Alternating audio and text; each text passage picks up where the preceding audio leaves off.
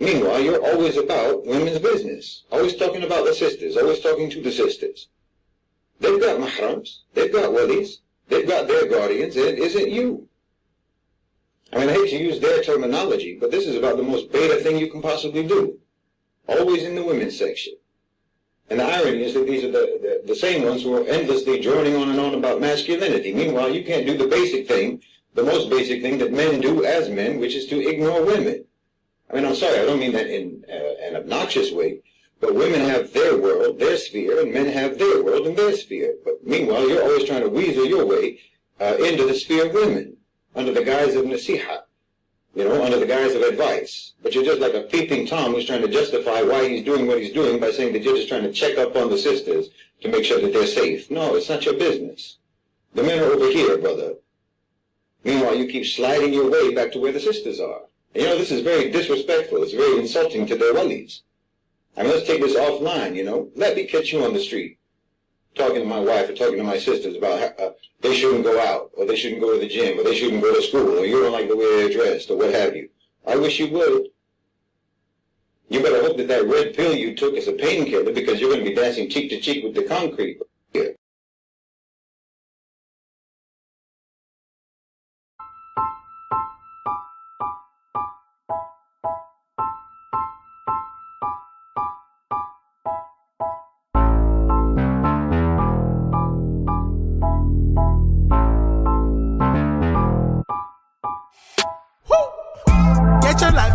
Get your life, baby. I got my why you could serve my mind, baby. Feeling me, that's why they killing me, lately. Get your life. Get your life, baby. I got my why you could serve my mind, baby. Feeling me, that's why they killing me, lately. Your life. Run up when you see me, no disguises. Keep that thing with me, cause I don't do surprises. J. Chanel, show and tell, all facts, no lies, streak. Get your life, cause I'm the type to come to it that 9 quick. Eyes on me, what you care for? Watching me, baby, care for. If you ain't a fan, where the cameras? Hide in the back with the bellboys. My circle so restricted. Hands raised like it's your religion. When I sleep, pay close attention. Fake friends out here pretending. Get your life, baby. I got my why you could serve my mind, baby. Feeling me, that's why they killing me, lately. Get your life. Get your life, baby. I got my why you could serve my mind, baby. Feeling me, that's why they killing me, lately. Get your life. Focus there. Watch them cause they after me like a pot of gold. I'm not for play, ask Keisha if you don't know. I'm a little bit cray-cray, approach me, you better be right. If you don't come correctly, you can catch these cans tonight. Eyes on me, what you care for? Watching me, baby, care for. If you ain't a fan, why the cameras? Hide in the back with the bellboys. My circle's so restricted. Hands raised like it's your religion. When I sleep, pay close attention. Fake friends out here pretending. Get your life, baby. I got my why you could serve my mind, baby. Feeling me, that's why they killing me, lately. Get your life. Get your life. Get your life, baby. I got my why you could serve my mind, baby. Feeling me, that's why they killing me, lately. Get your life. Get your life, boo.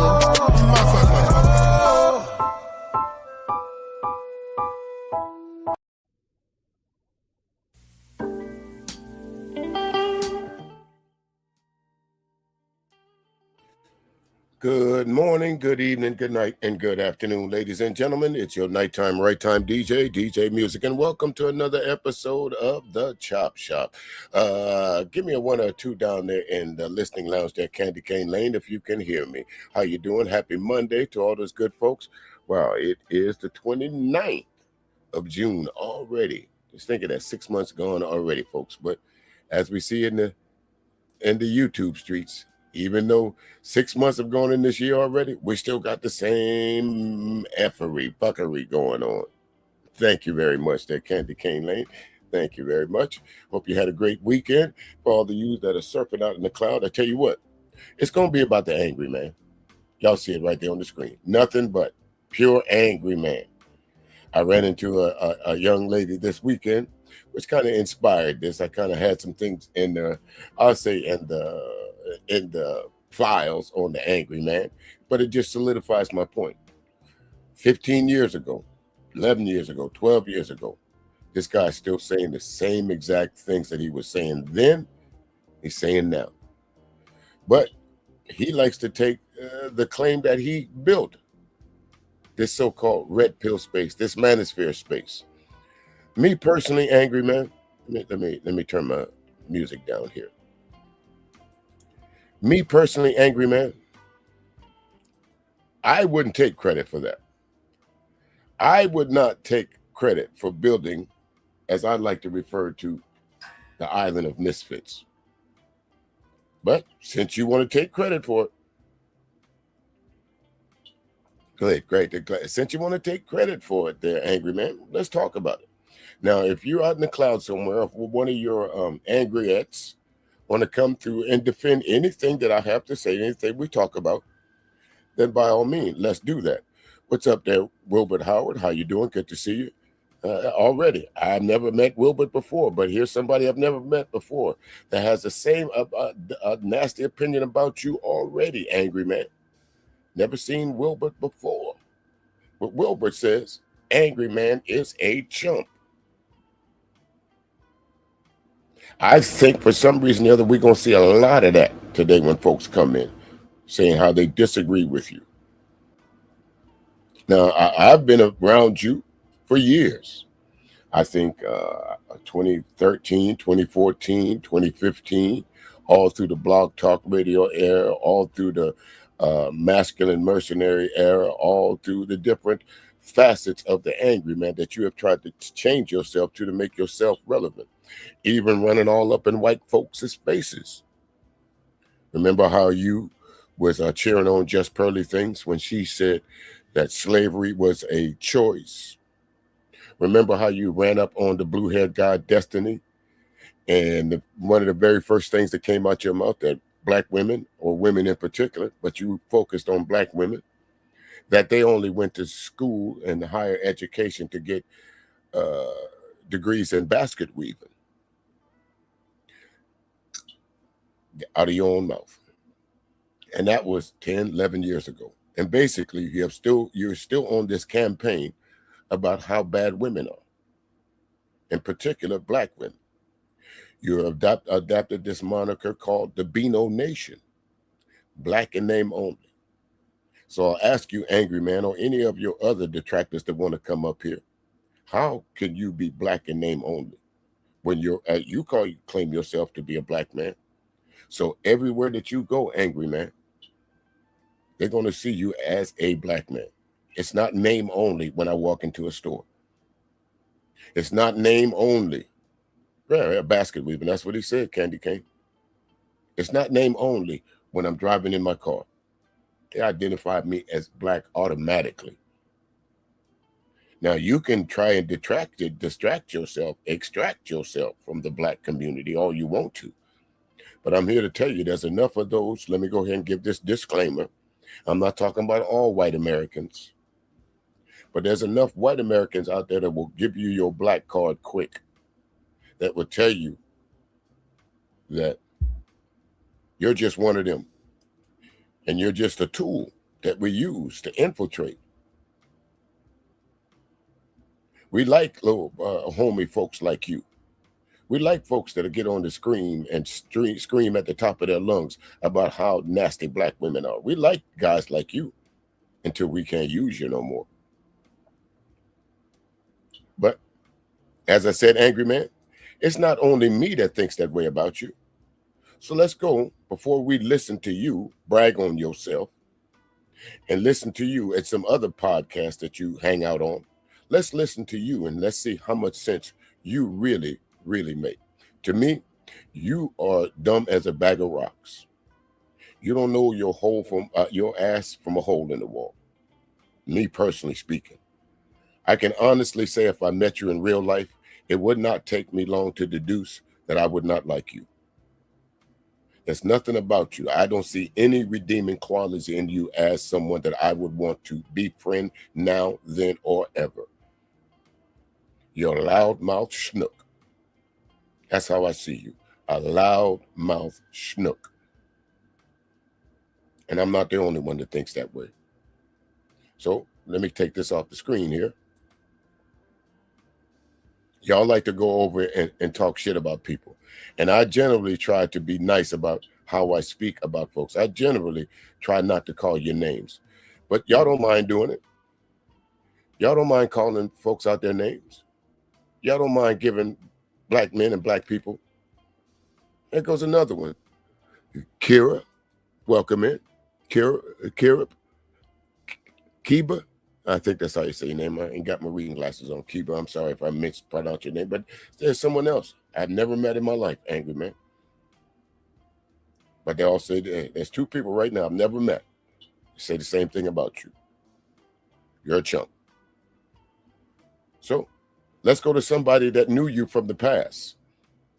Her name, they affectionately call her Ren, but she knows you. She knows you quite well. So let's see what Ren has to say about you.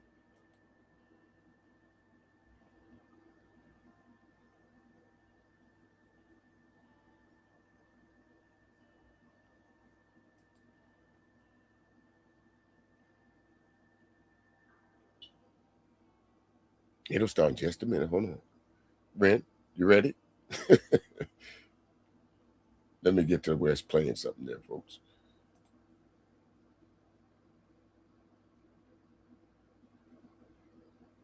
Why there is no sound here. How to be a good woman. There we go. Years of continual. There we go.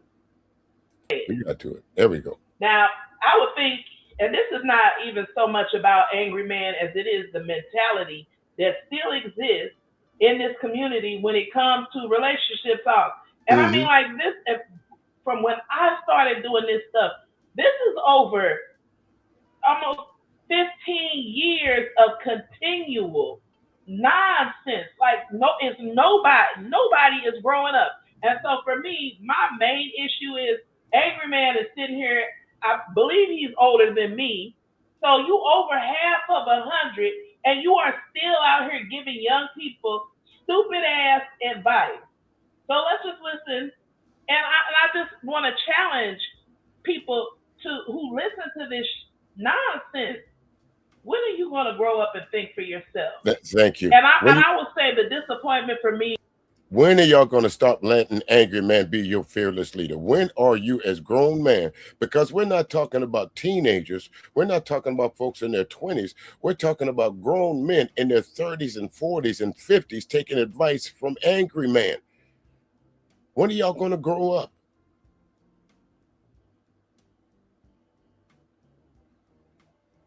Well, there's one Angry Man. You had somebody come in here saying that you're the GOAT.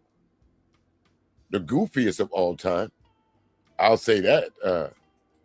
You got that part right. GOAT, the goofiest of all time. You're right about that. What's up, Sock Passe? How you doing? How you doing? But anyway, let's let Renaissance woman speak her piece. For my generation to continue from Angry Man to Princella to all these people with this pseudoscience. You know, I watched some of that soft white underbelly with Princella Clark, and I ran across a video of some psychiatrists breaking down these influencers using pseudoscience to push their narratives about relationships and how the false premises behind it. And I can honestly say this is the model, I guess, that's just popular now. Everybody thinks that they use scientific terms.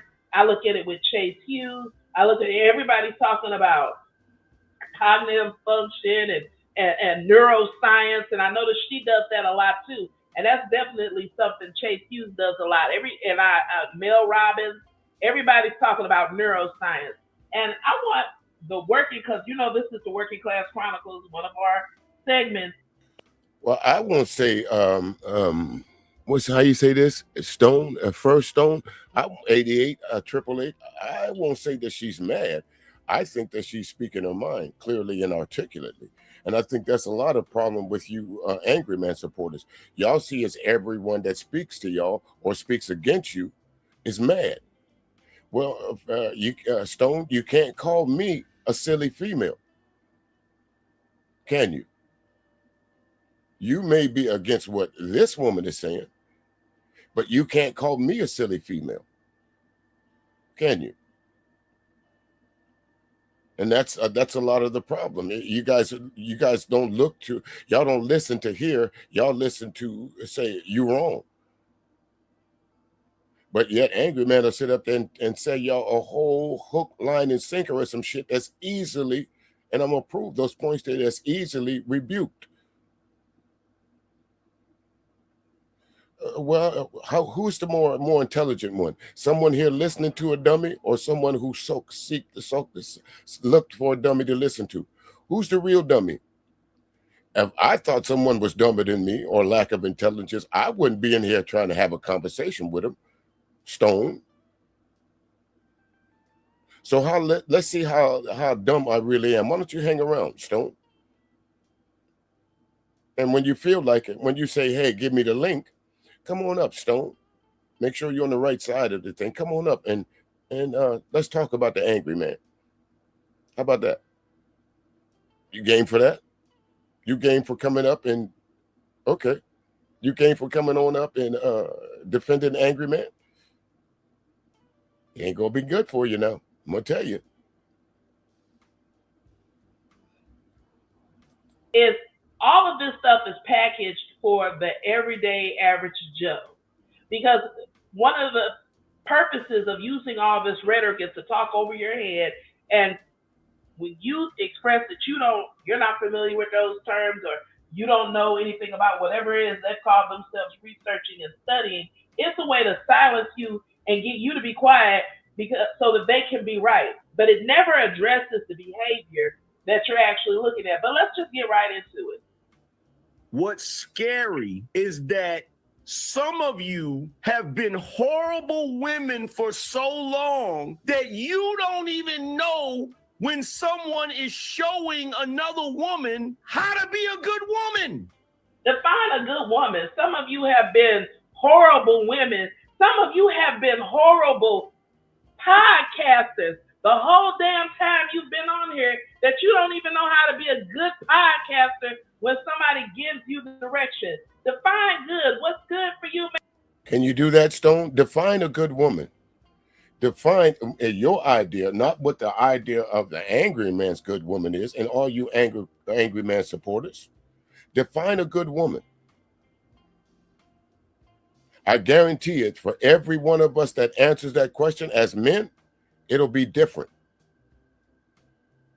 I can guarantee you. Is she wrong so far? You might say, listen to this female in a sarcastic way, saying that she's crazy, but the question still remains, Stone.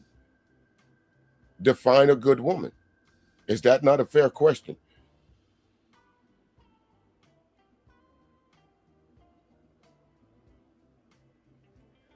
Well, if you think that, why are you sitting here listening?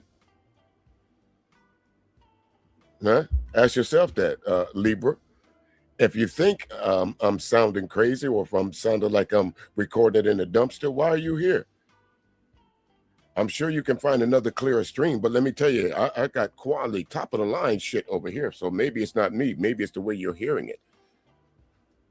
I got top of the quality line shit here. I spend money. I make money. I don't go to Temu and buy a microphone that lights up. I don't use Metro PCS to connect to the YouTube. I don't use, I use YouTube Premium. You don't see the duck when I broadcast. You know why? Because I pay for a subscription. No, I don't make money on Angryman because, see, it's obvious it's the first time you've been here. So let me go ahead and tell this. I tell everybody, I'll never ask you for any money. If you want to support the stream, the best thing that you can do for me is give me a like, share, and a subscribe. And if you insist on dropping some coins, go over to Autism Speaks, search out DJ Stevie Music, and make a donation in my name. So this is the first time you heard that? So now you know. I'm not making a dime off the Angryman. Unlike the Angryman that will stop a stream and tell all you supporters, I ain't telling y'all nothing else. I need 20 more supporters. And y'all like a blind faggots in a weedy roast, dropping your coins. Dropping your coins. Because Angryman ain't going to talk. He just going to sit at the stare at the screen, twiddle his thumbs, and scream at y'all about why y'all ain't supporting his channel. So miss me with that. I'm trying to make money off the Angryman. Okay?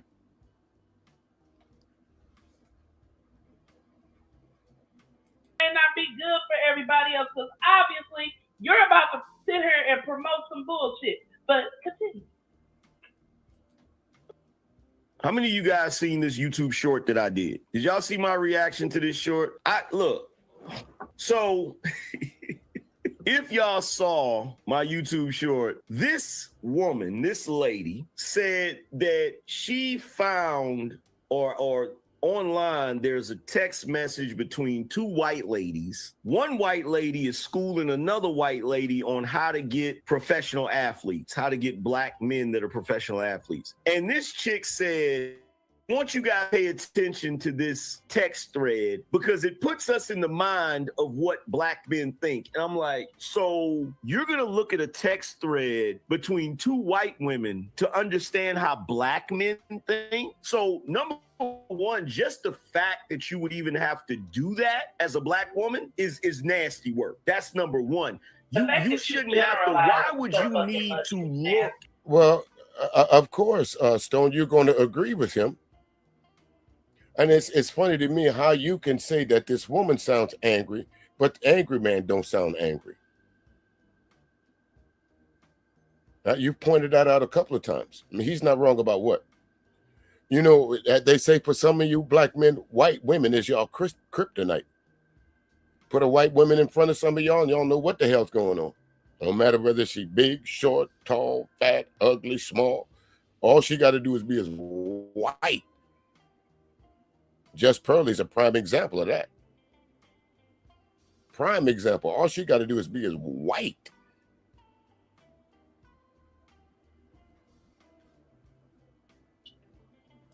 At a thread between that's the nasty work right there, that you sit up here at your big old age, over half of 100, and you're still using all of these generalizations to talk about relationship dynamics. That's what's sad. That's what's pathetic. But continue. Two white women to understand the men of your group. You're a black woman. You should already understand black men. But watch this. I'm gonna play this. Okay, and let me ask you something there, Stone. Do you understand black women? Do you understand white women? Do you understand Latino women? Do you understand Asian women? Has the book been completely written on women that you can say that you could run a thesis on women? The book hasn't been written. And long after you go, long after I'm gone, long after you're gone, long after Sock Passe is gone, long after everyone, the book will still be written on women. It's a never-ending learning cycle between men and women. Ain't that right, Lana Love? What's up there, OG Kicks? How you doing, good brother? Okay, so the only woman, since you say you've been married since the age of 18, then you should know the woman that you're with.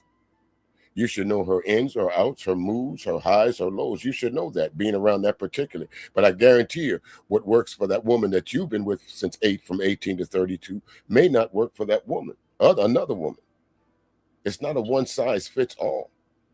And that's what you and folks like Angryman try to tell everybody, a one size fits all. The Angryman standards is how you folks should be living. 134 pages of how you guys should be living that you should have learned when you were 14, 15, 16, 17, or even younger. That's not true.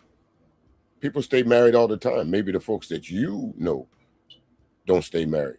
But I know a lot of folks that's been married 30 years, 40 years.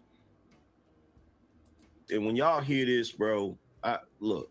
So I just came across a thread of a white woman telling another white woman how she can bag an NFL or an NBA player, specifically a black one. She said chocolate. And the reason why I want us to see these text messages is not for black women to put their capes on and go help. Absolutely not. But I want us to understand where black men's thought process currently is. If we're going to, I don't know, work alongside them and move. That's right. She said we need to look at this text thread between these two white women to understand where black men's thought process is. Right. That's already nasty work. And why would she do that, Angryman? You know why she would do that? Because y'all niggas answered.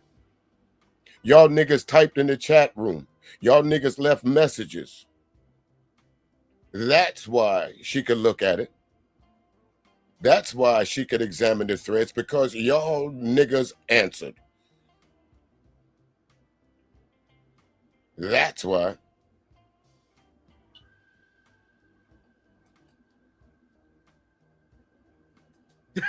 That's all. Well, I will say it was nasty work on her behalf for, again, just like you're doing, another gross generalization. And I do think the purpose of looking at that is, if we're talking about a certain demographic of men, if you care, perhaps it is interesting enough to you to look at this conversation between these two women. Already ridiculously outrageous, right? Forward in liberation. And I say that facetiously because I already know what it is. But I think it's important that we have the larger conversation about how the NBA and the NFL are just modern day plantations. And I will be following that up with a clip from Deontay Kyle, because I believe that he explained that perfectly. Now, it's funny. Hey there, Miller. How you doing? Welcome in. It's funny how everybody agreed with Cat Williams when he said it. Stone. It's funny how y'all agreed with Cat Williams when he said it, because he said that's the starter kit for some of those folks in the NFL, the NBA, and the comedic industry. That's the starter kit. A white woman with no conversation, no commentary, just in the background. Now, I noticed you, Sakpa said, so the woman is supposed to just be in the house and just making dinner and taking care of the kids. I think in any relationship, man, and these days and times, I think that's virtually impossible. I think it's virtually impossible to have a woman just be a housewife and nothing else. I don't think at this, with this economy, because they say the average black man only makes what? I'll give you the higher amount, $52,000 a year. I don't think, sir, that if you have children, that if you have a mortgage and all those other stuff, that you can effectively take care of your family with $52,000 a year. I'm not saying it's not impossible. It is a struggle, but it's not impossible. So hence, why wouldn't you want your wife to work? Why wouldn't you want your wife to work? Why would you want someone that the only way that you look at them is barefoot and pregnant, to raise your children, to cook your meals? I don't understand that. Everybody YouTube rich, huh? Sakpa say six-figure niggas. Remember that? We busted enough of them that they stopped using that, yeah, I'm a six-figure nigga. Now they're just coming here and say that, yeah, my wife stays at home and I make all the money. We know in today's economy, yeah, Mela, in today's economy, that's almost impossible. I'm not saying it, you can't.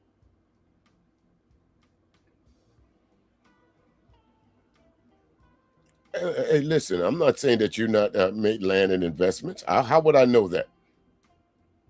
How would I know that, Firestone? Well, when you come up here a little bit later on, bro, let's show me your portfolio, okay? We could talk about that because, see, you don't know who you talking to. I'm used to folks like you, but you don't know who you talking to. So show me your portfolio. When you come up here later on, make sure you have your portfolio ready since you want to brag about it. So make sure you show me the deeds to the property that you own, the land that you own. Because right here currently where I am, I'm sitting on heirs property. And here in a couple of weeks, I'm about to go and clean off at least a quarter of an acre or a lot or whatever as they call it, and put me a nice little, as I just say, one of them tiny houses out there. So when you come up here a little bit later on, make sure you have your ducks in a row because I'm going to call you out on it, okay? All right? Start off with. And by the way, it is amazing to me that, because you know what this phenomenon is? This is what black women like this do when they can't get a man. That's all this is. That's all this is. Like, okay, I can't. Again, speculation. How you know she ain't got a man? She ain't never mentioned that. That's speculation. Again, this is what y'all let angry men tell. This type woman right here, this educated woman right here, although my man trying to say that she sound mad, this woman right here can't get a man. This woman that we see on the screen, this pretty bright-skinned woman can't get a man. Really. Really. This intellectual speaking woman can't get a man. Beauty's only skin deep, Stone.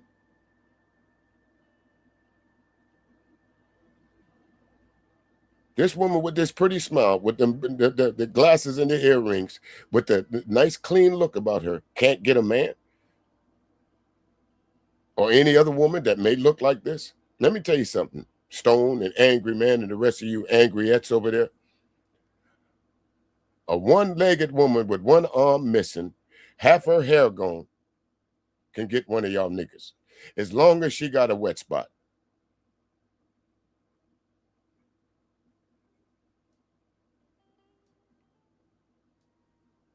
I don't need to say no more about that.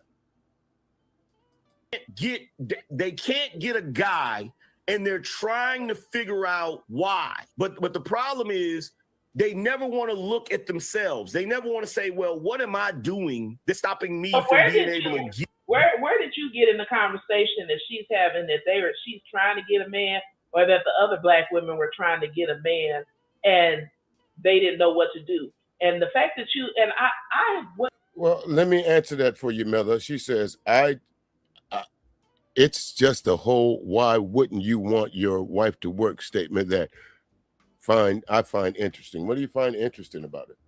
Of course, the ultimate goal for any man is to make sure that his family is financially secure. But I think you're one of those women that believe that maybe you're on the side of I'm willing to be a stay-at-home wife. For me, I think that would be pretty boring and mundane after a while. I don't think a lot of people go to work just to make money. I think people go to work so they can have something fulfillment in their life, something to do. It's more than just the financial aspect of it. But Miller, honestly, in today's economy, am I wrong about that? Why wouldn't you want your wife to work? Why would you put the struggles of having to take care of everything on your head? Don't you think that's going to cause some kind of chaos and controversy in the house? Or let me ask you this. As soon as the husband says, no, I'm not giving you no money for this, how long do you think that's going to last? How long do you think that's going to last, Mella? Married, and your husband is dictating to you what you can, what you can't buy, what you're allowed to spend, how you're allowed to spend it, and bring back the receipts and my change. How long would that last, Mella?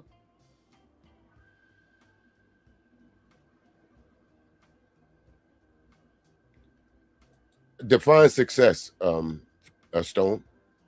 If you measure a success with Angryman, look how long. Let's talk about that before I move on to this. Let's talk about Angryman's success. I've known Angryman to be around for at least 15 years now.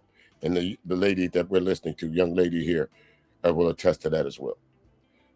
And 15 years of him being on stage and on these talking points, what has his talking points changed about? Has his background changed much? No. Has his setting changed much? No. Not at all. So what's successful about Angryman? Has he been invited to some upper echelon platform other than Fresh and Fit? And if he was that successful, Stone, why does he feel the need to necessary to go on other folks' panels for hours at a time?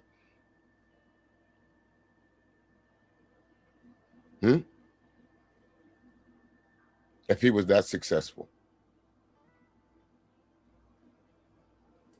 What is baffling to me is, I'm going to quit interrupting here in a minute because I want you all to hear what he's about to co-sign. But I didn't hear that part. You just made that up.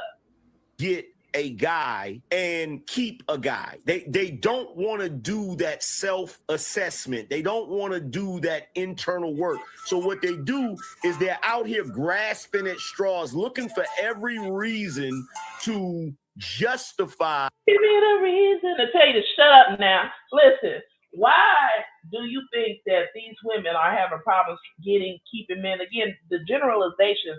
But I want to be clear. All of this is about insulting Black women because there is still an audience for that. I find that problematic after all this time that Black men are still sitting around in rooms that this is red meat to you, that sitting around trying to tear down Black women is red meat to you. They can't get no man, can't keep no man. But meanwhile, you are bitchless. You don't have a woman. You can't get a woman. You can't keep a woman. So the question is, at what point do you examine yourself and say, why can't you get a woman and keep a woman? Because if they have to ask the same question, you are too. Because listen, I listened to the Little River Band. I heard about the Lonesome Loser. And have you heard about the Lonesome Loser, beaten by the Queen of Hearts every night? Have you heard about the Lonesome Loser? He's a loser, but he still keep on trying. Perfect. Because that's what y'all are, a bunch of lonesome losers. An Angryman is y'all Pied Piper.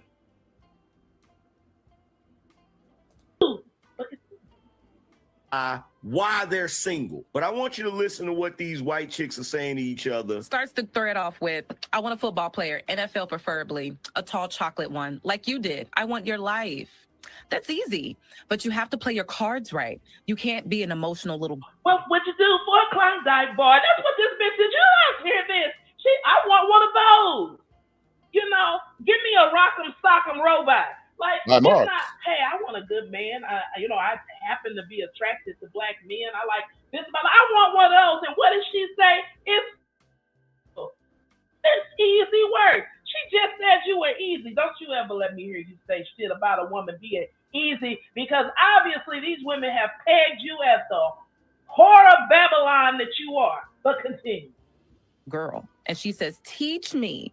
Number one, he's the prize. Remember, he can change your life. You can't change his. Number two, dealing with cheating. Don't look for it. Girls will throw themselves at him and some will succeed. If it. Let's stop that and go right there. Right.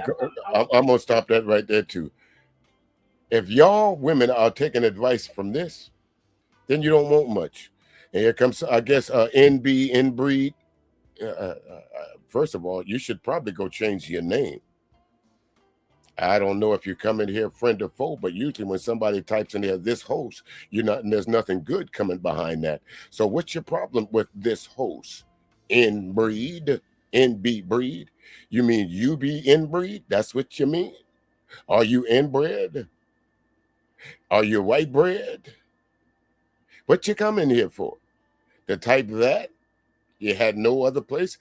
Isn't there an Angryman stream that you could go re-listen to and take down notes on how not to get women, how to be the first one in line at the Empty Arm Hotel when it opened?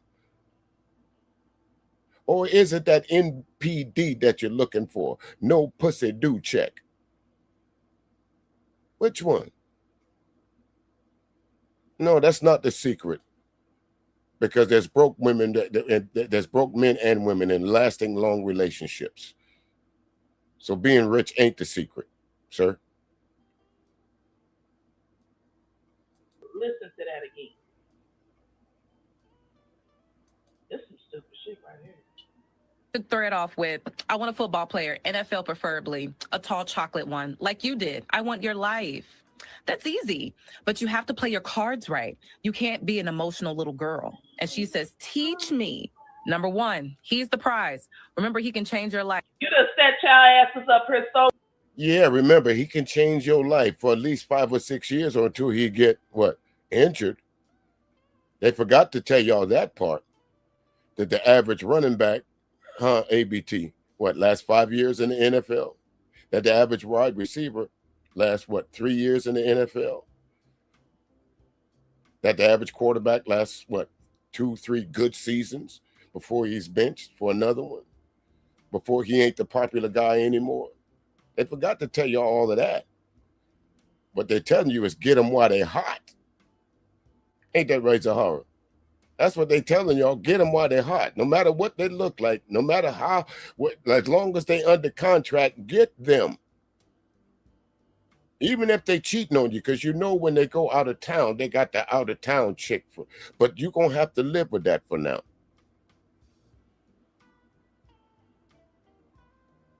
You're going to have to live with that for now. Long talking about you the prize, they got your rhetoric down to a T. All they got to do is sit, because they listen to your lonesome loser ass. They listen to your low self-esteem. I want to be the princess bride ass. I'm the prize. I'm the prize. Well, guess what? They heard you. They have received the message, and you are the Murphy. You are the biggest loser, because this is game. She said this is easy work. That is why.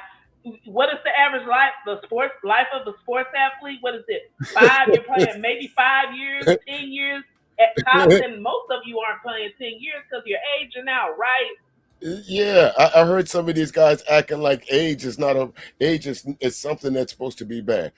Listen, I'd much rather get to live my life to be 80, 90, 100 years old. Even with the complications of growing old, to be in the ground, and the only thing that's wrong with me is I couldn't shut one hole and somebody put another hole in me. I don't know.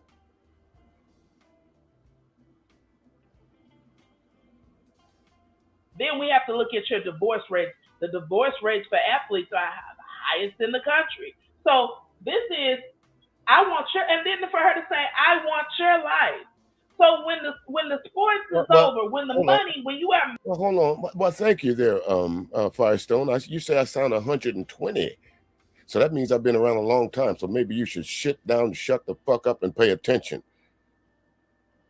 instead of typing in nonsense.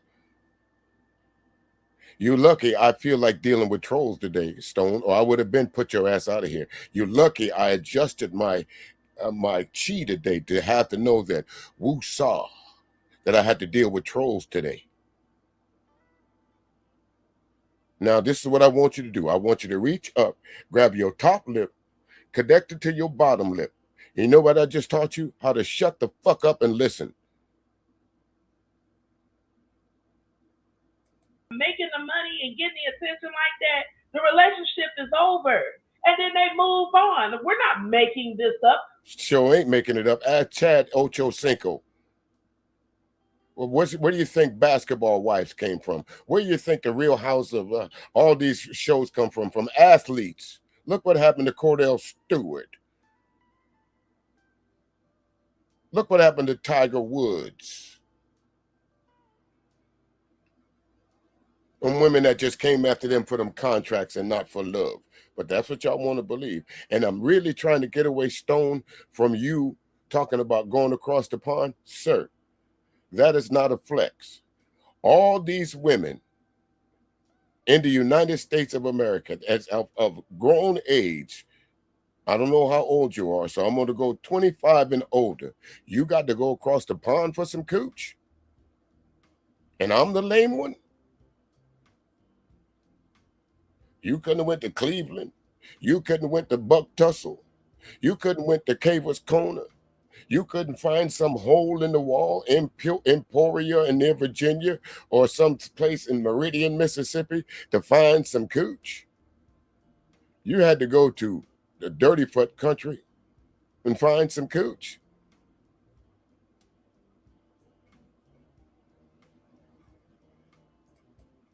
Well, I appreciate that fatigue, and you're absolutely right. There's a whole different animal out there. And Angryman, for once, I'm gonna use a quote of yours, okay? And I'm with you on this one. There's a whole lot of new niggas out there right now, fatigue, isn't it? The last generation of folks that was I consider grown kids that remember what respect was, to respect their elders, even if they were wrong. I'm not saying. How do I explain this? I'm not saying follow an old fool.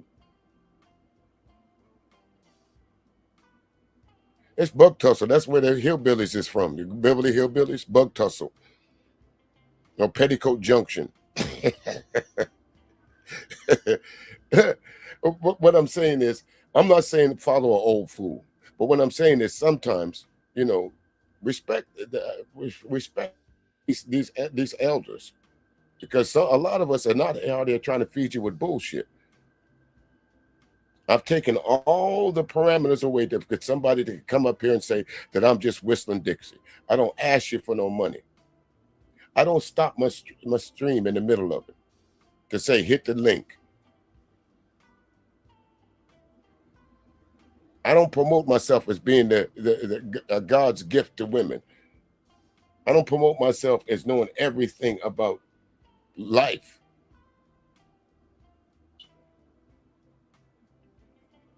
We can look at the data. We can see what's going on with you. You are a Murphy. And here she is pointing it out to you, and you're so stupid. All you saw was she said that we're the prize. You literally are a golden goose. And then when you get done laying all the eggs, they just chop you up. You can't change his. Number 2, dealing with cheating. Don't look for it. Girls will throw themselves at him, and some will succeed. Now, what woman wants a man that's running around screwing everybody? A woman who does not care about him, who you are literally just a lick. Or a woman that don't care about herself. Because chances are, if you're in a relationship with somebody, you don't break out the gym hat, do you? Y'all just go at it, wherever the mood strikes you. If it's 2 o'clock in the morning, 2 o'clock in the afternoon, 3 o'clock in the morning, 3 o'clock in the afternoon. All she wanted was a quickie. You gonna take the time to put on the gym hat? I think not. I think not. So she don't care about herself either, do she? You're running the risk of becoming what? Pregnant or, hey there, L Boogie. How you doing? Happy Monday to you. Always a pleasure.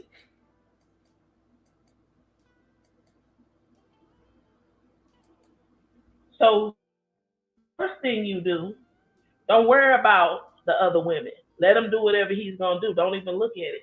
Keep your eye on the prize. You need to get the bag, secure the bag. That means you're gonna ignore a lot of toxic shit to secure the payday. That's what she's telling her. Do you not understand that this woman is showing and teaching this other woman how to groom your stupid ass?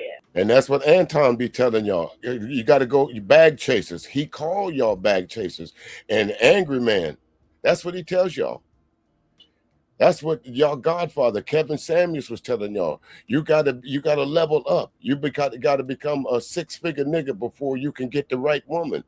BGS told y'all, use the 6, 7, and 8s as your training ground until the 10 comes along and you got your money up. These is all red pill ideology, or as BGS try to call themselves, black pill. Anton is another goat. Goofy. Goofy nigga of all time. That's what you write about that. Anton. He'll sit and let me ask you something. Since you want to say praise, throw a heap of praise on Anton, let me break him down for you right quick. Like, okay, there, Stone. Check this out. What does Anton do when he's on the stream? He'll play a video. He'll watch it for about 2, 3, 4 minutes. He'll look at the chat room and see what y'all say, and then make his comments on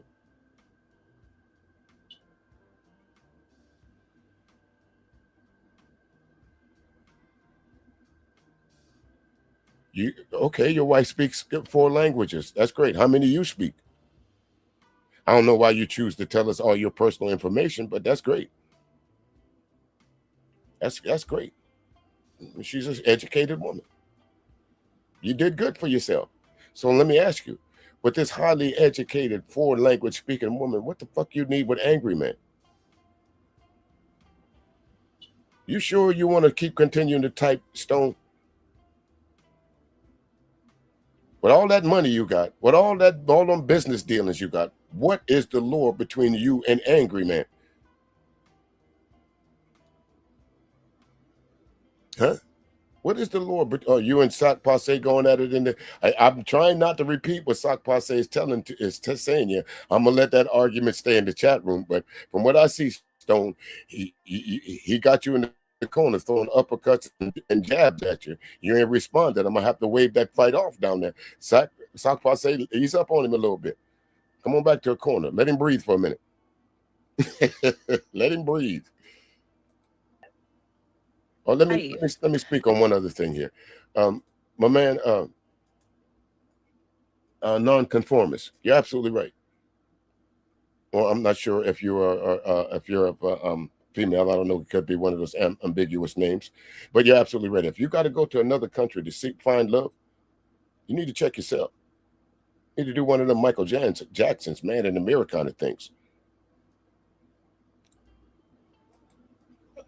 That's good too. You go to private school. I'm surprised you didn't tell me that they were homeschooled. Why would they need to go to private school if your wife is home all day?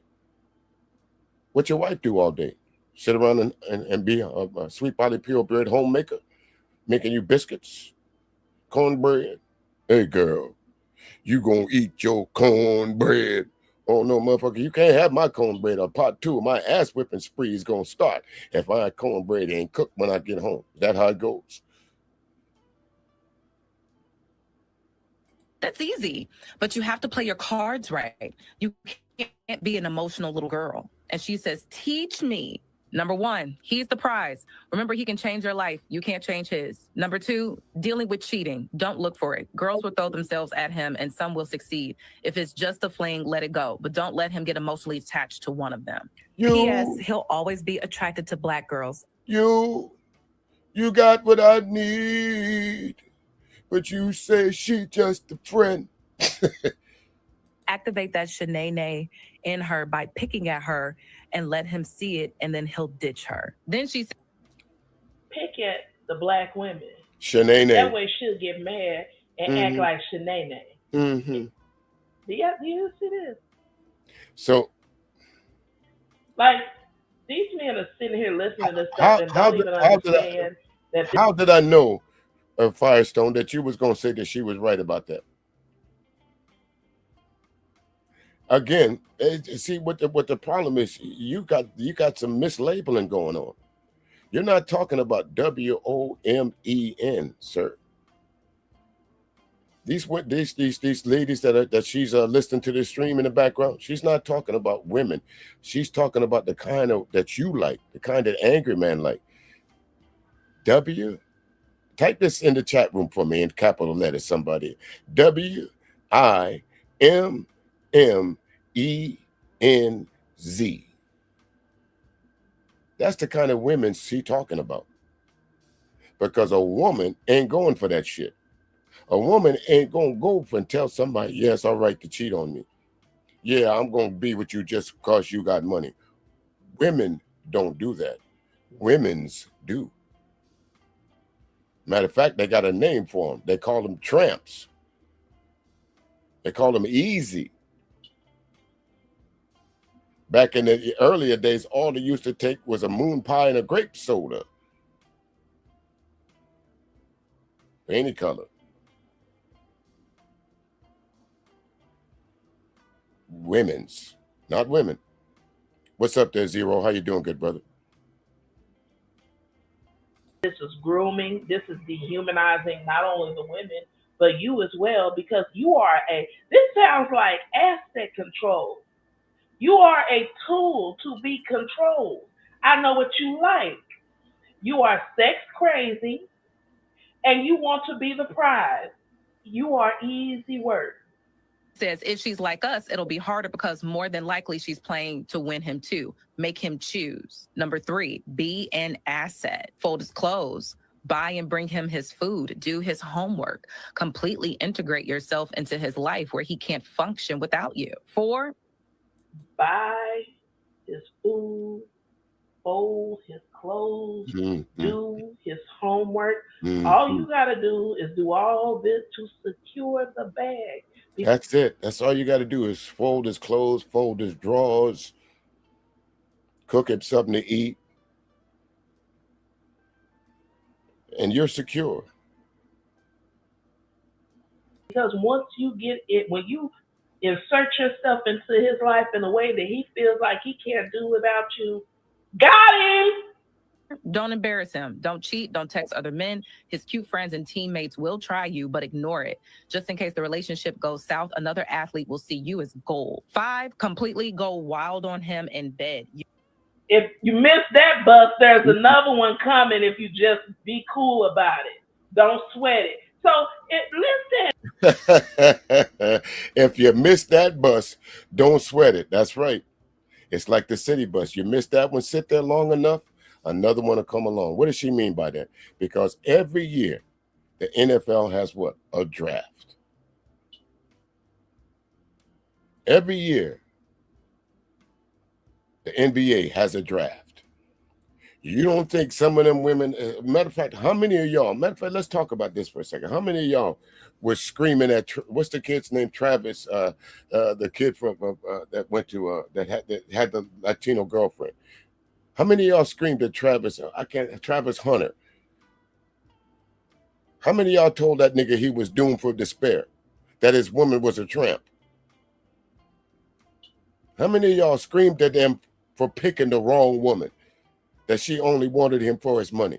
But when you hear it from a woman, it's wrong. But if Angryman is telling you it, it's right. You hear it from a woman, she mad. But you hear it from Angryman, BGS, Obsidian, what's the other guy's name? Israel Mills, Cellulite, what's his name? DJ Hamp. They right.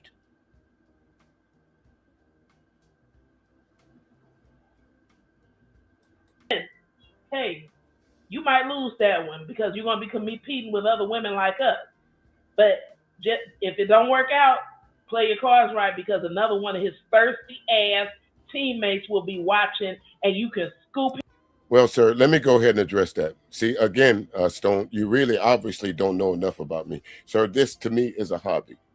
If I was seeking attention, all I would have to do was click on an encoder that's connected to a radio station that broadcasts probably right now in 25, 26 different countries, and tell the people that are listening, hey, I'm broadcasting live.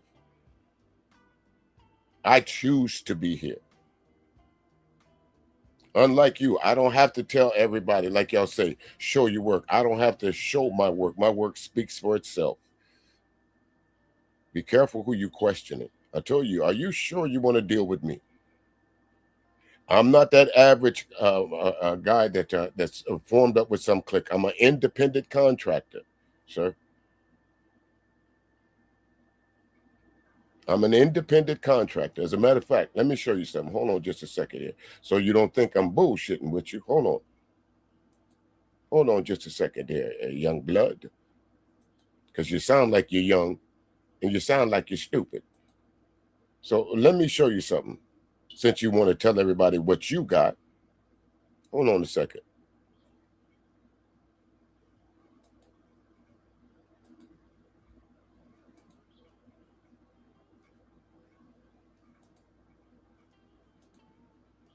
You see that right there, sir?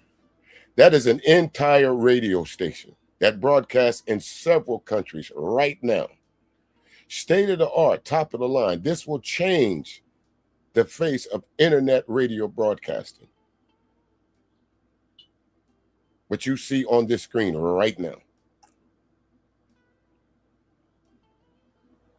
You just stepped into the stream of fuck around and finding out. That's all I needed to show you. Now let's go back to our regularly scheduled program.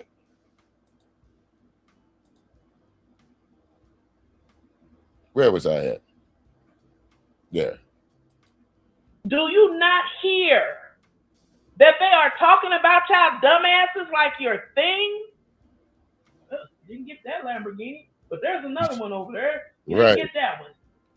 Catch another one. It's like Pokemon. You just get one of them. Use throat spray. Do any and everything. I choose you, Squirtle. Like these bitches are talking about these men like they are objects, and he's sitting up here like, yeah, that sounds good.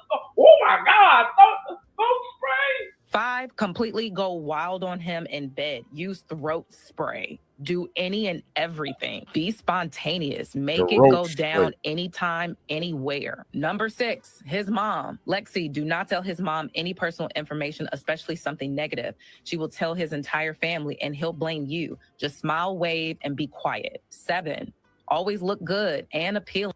Play the game, shut the fuck up, don't tell his mama shit, don't let them see anything about you, don't expose your hand because she will tell everybody and they are going to give him advice.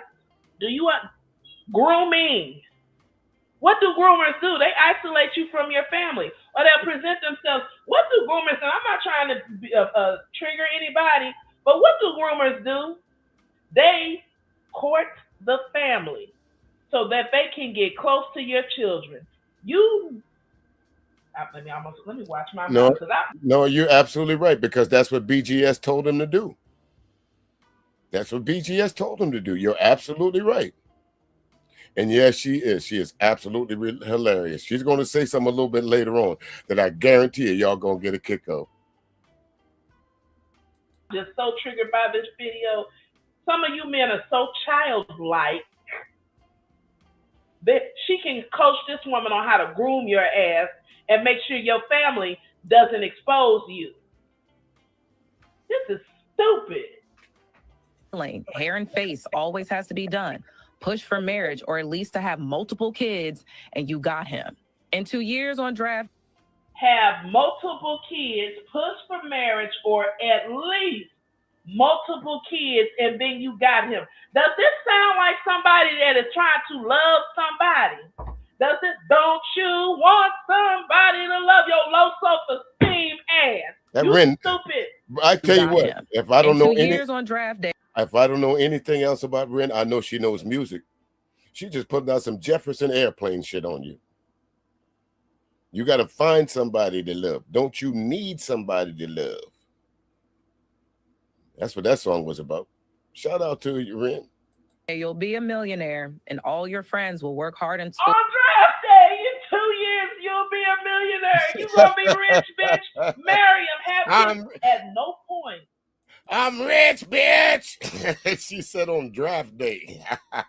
I'm rich, bitch.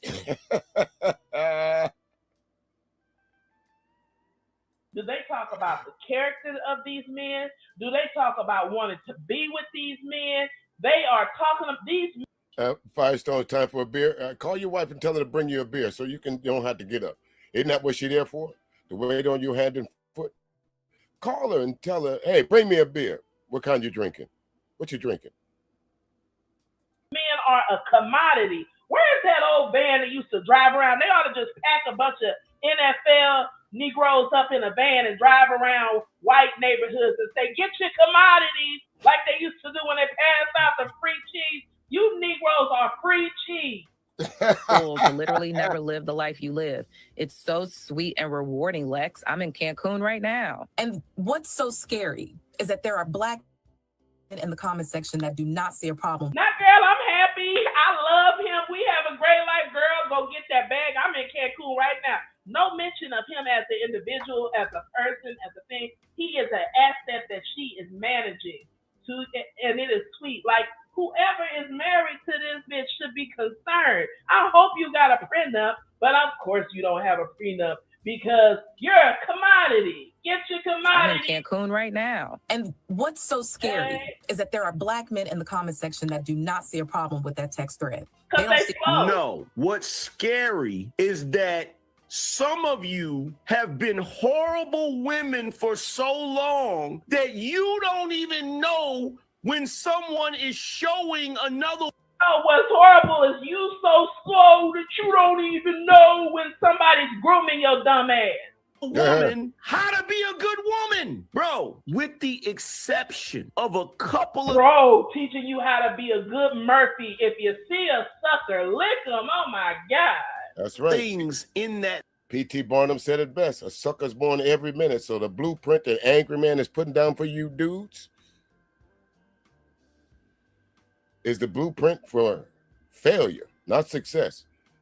Because he's telling you the exact same things that this woman in that stream that Ren is reviewing. What these white women, some of these white women really think about you. They see you as a commodity. They see you as up on the chopping block. They see you as value to get them out the life that they are living. And all they need is a pretty smile and some blonde hair and some shapely curves. Do everything for you. Act like they love you. Ingratiate your family, and they got you. Well, Firestone, I hope so. You know, that's listen, my man, let me say this to you. I hope I can convince you to stay the fuck away from Angryman. That's why I'm here. Whether it's 1,000 people, whether it's one person, I hope I can convince one person to unsubscribe from Angryman's channel. I hope I can convince you that after this stream today, that maybe let me take a deeper dive into what Angryman is saying. Reach one, teach one, my brother. I don't have nothing against you personally. I would have never met you if I had not been talking about Angryman. Wouldn't we both agree?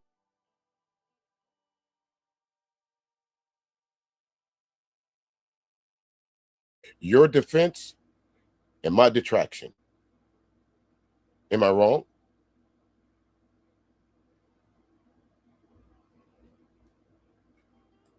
Thread. The majority of what she was saying was just describing how to be a good woman to a man. And now y'all, can somebody tell me what in that description was telling her how to be a good man?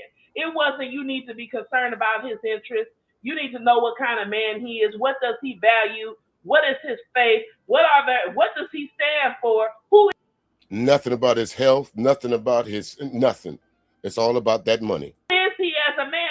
It's not, girl. Insert yourself in his life in a way where you are so beneficial to him that he feels like he can't function without you. Do his homework. Motherfucker, do your own homework with your dumb ass. How's that helping you? Like, really here. Like, I mean, he is too old for this shit. And this chick has a problem with it. She has a problem with it. She's saying, oh my God, there was black men in the comment section that didn't have a problem with this. Wait, so let me make sure I understand this. You got a white chick saying she wants a rich guy from the NFL that just happens to be black. And the other white girl says, well, I can tell you how to get him. All you got to do prize. Don't go looking through his phone and stuff to see if he's cheating. If he has a fling, don't trip about that. Just make sure he never gets emotionally attached to somebody other than you. Cook. Zahara, let me just say this before I'll let you guys make the decision, because if you don't want him amongst your company, you are my my day ones, as they say. So I wouldn't want my day ones to be around people that they don't like. Now that's fair. I wouldn't want to be in a room. I wouldn't want to be around folks that I didn't like either. So, but again, let me just go ahead and say this to you before they vote. All right, to put you out of here.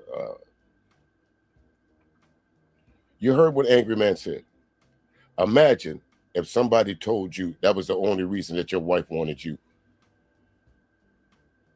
How would you feel?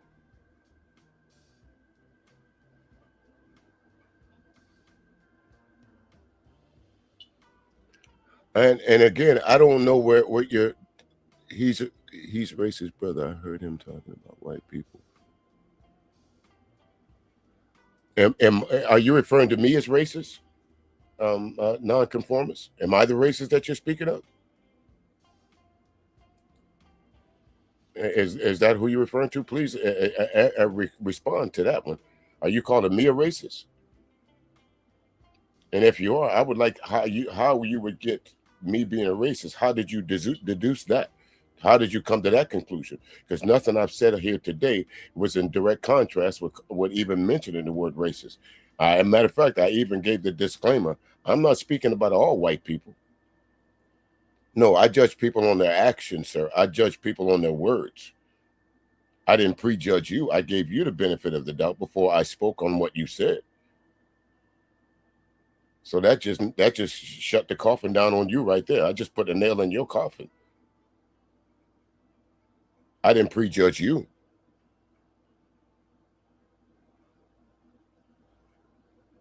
I don't generalize anything. If I was generalizing something, I wouldn't have different people with their conversations. I would be like the Angryman, just sit up in front of y'all and scream all day.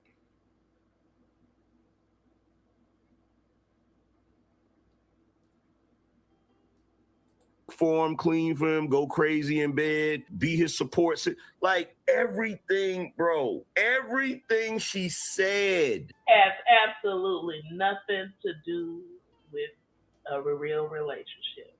Because sex, I mean, at some point he's going to get old and he ain't going to be able to perform all that great. So what about that? When you can't perform or you have difficulty performing, is there somebody who's going to want to still help you and be with you? Or let's say you may not have that problem, but gee, you don't think that's going to get old? Okay, let me pause that right there. Okay, nonconformists, please explain to me how I generalize anybody. How so? I gave the disclaimer. I'm not talking about all white folks, so that knocks out the generalization right there. I'm sorry if hit dogs holler. That ain't my business. Is it? If you think that I'm speaking directly to you, maybe you're part of the problem. Maybe you who really needs to hear this. If you really think I'm trying to generalize an entire group of people based on what one person or a couple of people did, you are literally out of your mind. And if I have done streams talking about white people, I've narrowed it down to the white people that I'm talking about. It's funny. You folks will come over here into other streams and say, don't talk about white people. It's racist. But there's stream after stream after stream after stream after stream of them talking about us.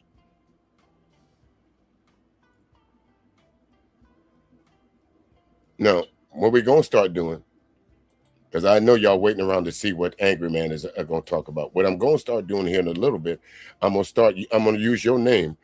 I'm going to start putting out some of you non-conformers, because by now, if y'all was in the Angryman stream, and the first time you disagreed with him about anything, he would have told his mods to put y'all out. Am I right, Zahara? I think you have the power to ban people. So if there's somebody down in the chat room that you want to ban, I can't go over to YouTube and switch it up. But if there's somebody in the chat room that you want to get rid of, by all means, get them going.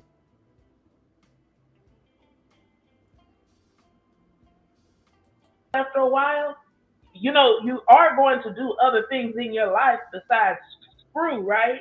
You do. I mean, do you want to have somebody that you can have a conversation with?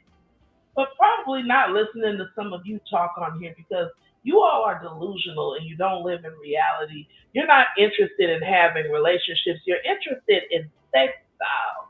So you should just go get you one, and maybe they'll come up with a Android version of it. That way, you don't actually have to have a real relationship and you don't have to have any type of real emotional attachment. Because for me, if you are perfectly fine with somebody talking about you in this way, treating you this way, not being invested in who you are as an individual or caring about you as an individual, all I can say is continue.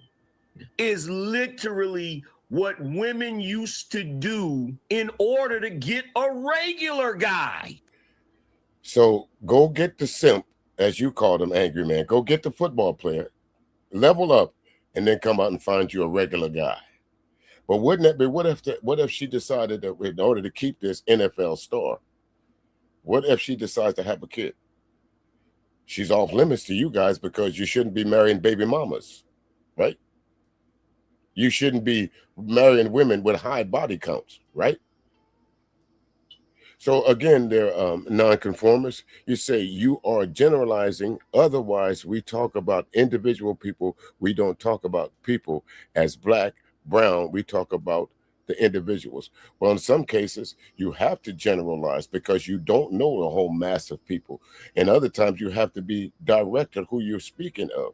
Now, the conversation might go to the left or right when you're trying to make your point or trying to give context to something. I can understand that, but I'm not generalizing anything. I'm speaking directly about the angry man.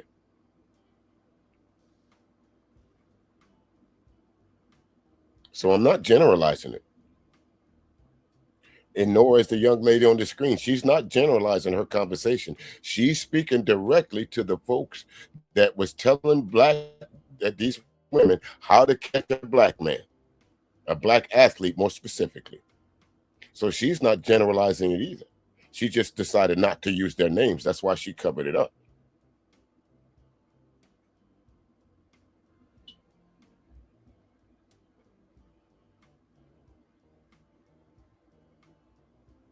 This is how bad things have gotten. You literally have women schooling other women by telling them how to be a good woman to get a millionaire when they used to do this to get a regular working class guy. No, they didn't. And where in there is she telling her how to be a good woman? Where is she telling her that you need to, I don't know, follow the Bible, have some ethics, to support yourself in a decent, respectful manner? There's no talk about integrity, ethics, sound behavior. El Boogie, isn't that what you just typed in? None of that. She ain't mentioned none of that, did she? None of that. All she worried about is making sure, only thing she was worried about is health, making sure he stayed healthy so he can continue to get that paycheck. Moral judgment, there's none of that there. You don't know what a good person is, and I can see this. That's why you're angry. Everything she said on that list, with the exception of the whole "you're a white girl, he's a black man" dynamic with the Shaniqua and all of that's nonsense. All of the rest of the stuff is literally what women have always done in order to get a decent man. It's literally what they've done. Now, here's the other crazy. Now, my question to all you angry supporters out there, what is a decent man? If you're a woman, how would you describe a decent man? I guarantee you, every woman in this chat room or every woman that will hear this and will answer this question a different way. Hey, Shar, how you doing? Guarantee you, El Boogie would answer in a different way. Shar would answer it a different way. Zahara would answer it a different way. Candy Cane Lane would answer it a different way. ABT would answer it a different way. Lana Love would answer it a different way. But I would bet there would be some similarities in how these women would answer that. I guarantee you, respect would be in there somewhere.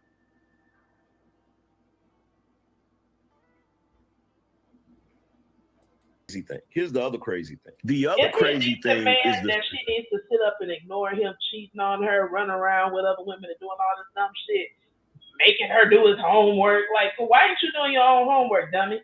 I mean, really? Come fact on. that Where's his ethics? Where's his merit? Like, what is wrong with y'all?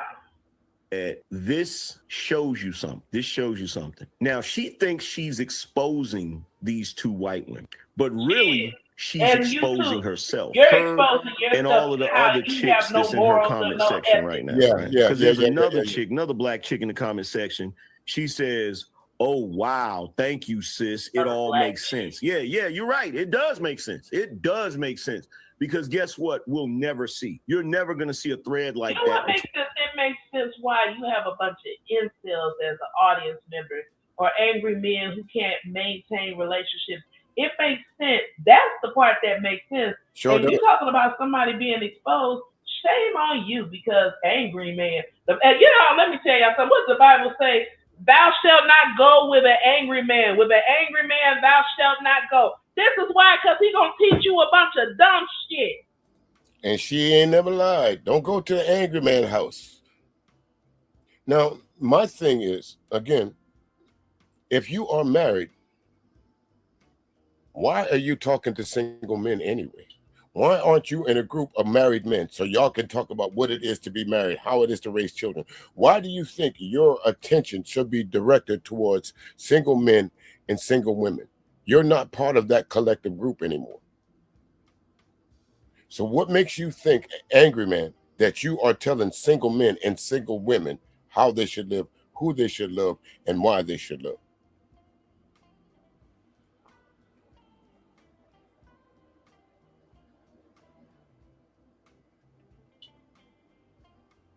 I no, sir. I don't make opinions. I don't retract anything I say, bro. If you heard me say it, then I'll stand on it, whether it's disrespect or not. I don't back down. Only thing I'll back down from is being wrong, and the only way you can back down from being wrong is admit that you are. But I don't think I've said anything wrong, so there's no need for me to back down from anything here. Not today. I don't think that you have said anything. You implied that I was speaking racist. Well, we know that me personally, as a black man, that I can't be racist.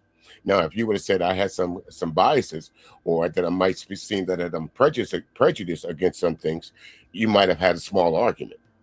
But after you said that, I could have discredited that. So you're entitled to your opinion, nonconformist, and maybe that's why you called yourself that, nonconformist. We are what we name ourselves. So you must consider yourself a nonconformist, because I can't think of anything that I said up here today that was wrong.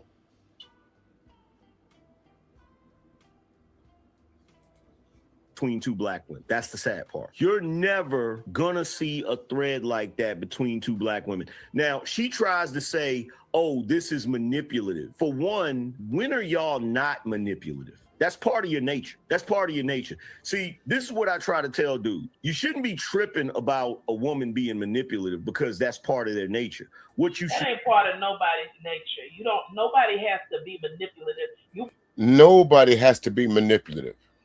And nobody should stand around and recognize the fact that they are being manipulated and continue to march on. That's running your head into a brick wall, convincing yourself it's not going to hurt. But this is the advice that y'all getting from the angry man. He's telling you that all women are manipulative. All women, especially black women. Understand that.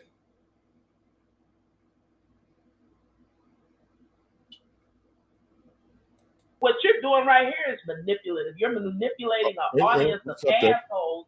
What's up there, Donald Washer? I don't want to assume what you were saying. Are you saying they don't have to, but they are? Are you saying that all women are manipulative? They don't have to be, but they are? And are you agreeing with Angry Man? That's by nature.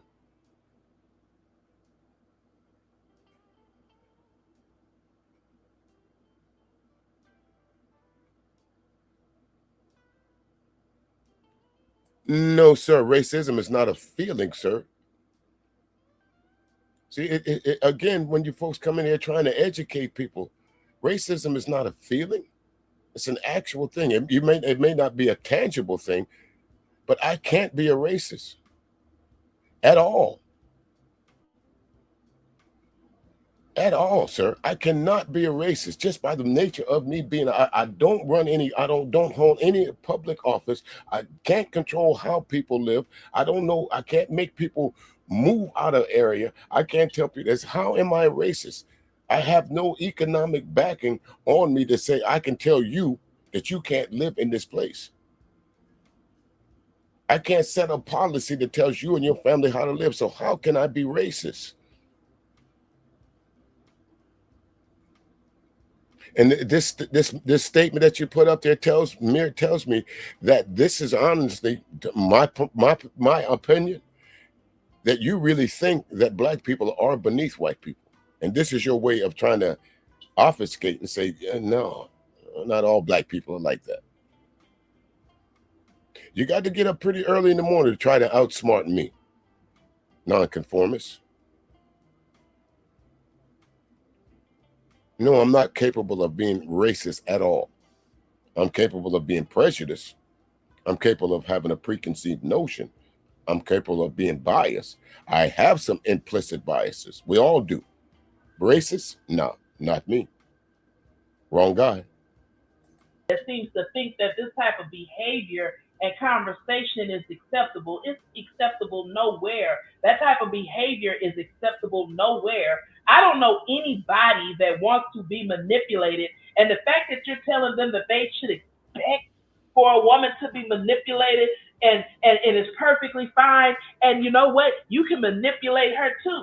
Oh, we can all be Murphys. Let's just all walk around big ass suckers and just get licked all day long. Continue.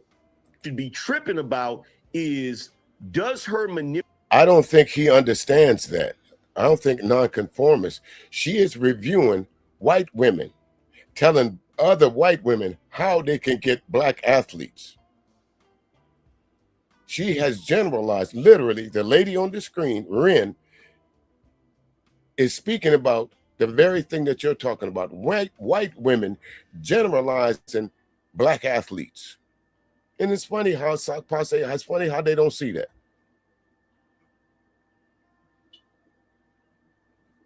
Maybe if that was Lily Gaddis up there, or what's her name, Megyn Kelly up there, maybe if that was Megyn Kelly saying that, they would agree. Maybe if it was, what's the other white chick? Or maybe it was one of them white girls from Fox News. Maybe then they would agree.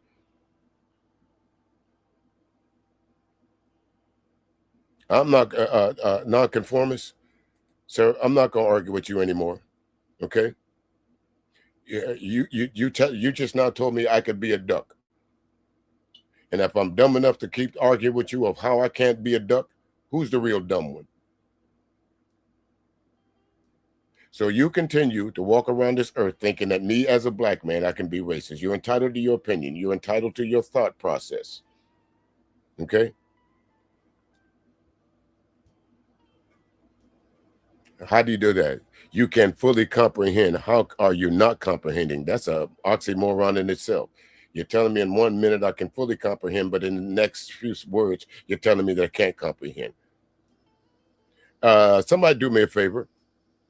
Nonconformist, I'm grown weary of you. I have something for you. Zahara, you know what to do after you see this, right? You know what to do after you see this. Oh, I'm sorry. Somebody trying to talk to me while I'm working? Go outside, nerd. Get out. Go. I ain't got time to be distracted by your worthless chime-ins. Go on. Tell this sumbitch to walk the fuck out right now, or we done for the day. Go on. I'm sorry. Somebody trying to talk to me while I'm working? Go. Now, go ahead and go on over there, wherever you came from. Go where you came from, because you're wasting my time. I'm not going to continue to argue with you. So I tell you what I'm going to do. I'm not going to ban you, but I'm going to put you in timeout. Maybe you'll come back with a better attitude. How about that?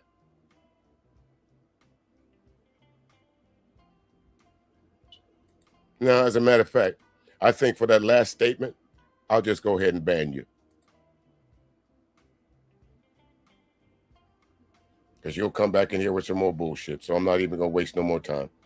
Manipulation lead to you losing, or does it lead to you winning? Because in that scenario, what she told that chick to do, nothing in that is going to be to a detriment to whatever guy she gets with. Whatever. It is going to be a detriment considering they have some, they are among the highest in divorce. It is a detriment to him. It is a detriment to you who are in a relationship with somebody whose sole goal is to extract wealth from you and use you so that they can live a lavish lifestyle and not give a damn about you. Because if you believe that all that she's telling her to do is going to continue once the bag is secured, you are not paying attention. And you have a woman who knows women. I think you are always telling women, how another woman gonna tell you what a man thinks? Well, how you gonna tell her how a woman thinks? She's giving you the game, but you too stupid to hear it because you think you know some shit. But guy that's potentially getting drafted to the NFL or the NBA, whoever that chick goes after, everything she listed on that thing, none of it is a detriment to him. If you notice, I'm gonna tell you where I thought it was gonna go.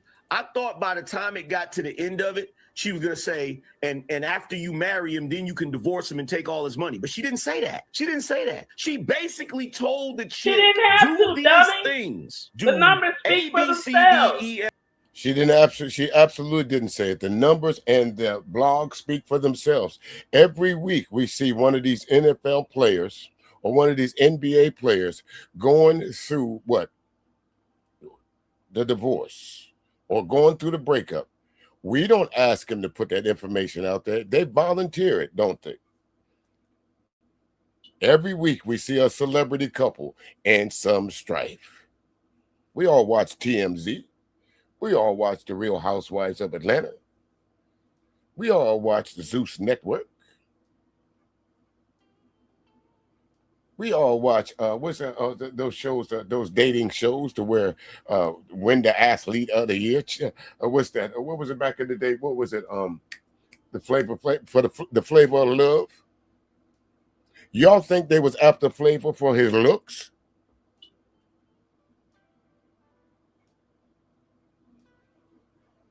Y'all think they was after Flavor Flav for the fame?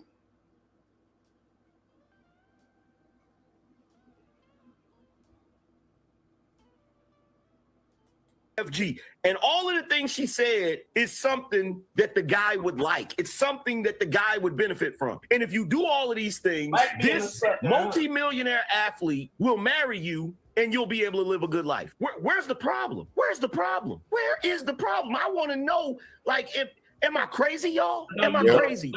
Did y'all hear anything, to all of the fellas in here, did y'all hear anything that you was like, oh, that's messed up? Did you hear anything? See, I'm going to tell you why she has a problem with it. She has a problem with it because they have gotten to the point where they do not believe in going above and beyond to get and keep a man. Ain't nobody going to be no Buzz Lightyear ass bitch and go to infinity and beyond for the dumb shit that you are sitting up here saying. And these women are not going to go into infinity and beyond. But what you're too stupid to realize is that this is grooming.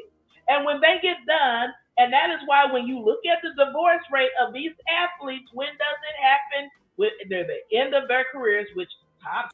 Absolutely. And we got a prime example of that right now with LaVar Ball. What is it? What's his name? Everybody's doing streams about how the white woman stuck beside him until the contracts ran out, the kids left the house, and one of his legs was gone. She ain't want nothing else to do with him. Go on, take the money and run. Go on, take the money and run.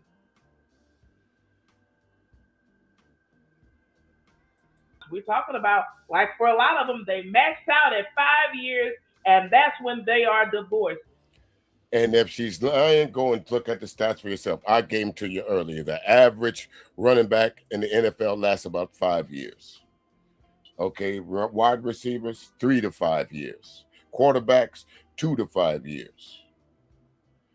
Linemen, Depends. Some of them last 7 to 10 years because there's not too much stress on them. Defensive backs, some of them last 3 to 5 years.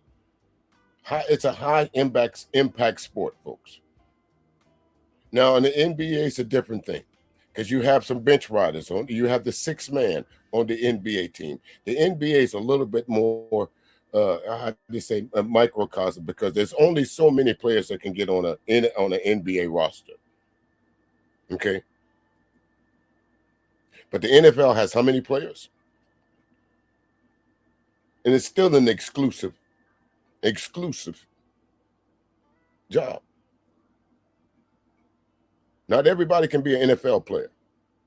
So the mere fact that these white women are telling you, we recognize that black men are being drafted by the NFL. And if we want them, here's the blueprint to how to get them. I don't know why people didn't understand that. I don't know what the argument was. I don't know why Angryman made the stream trying to debunk that. That's crazy.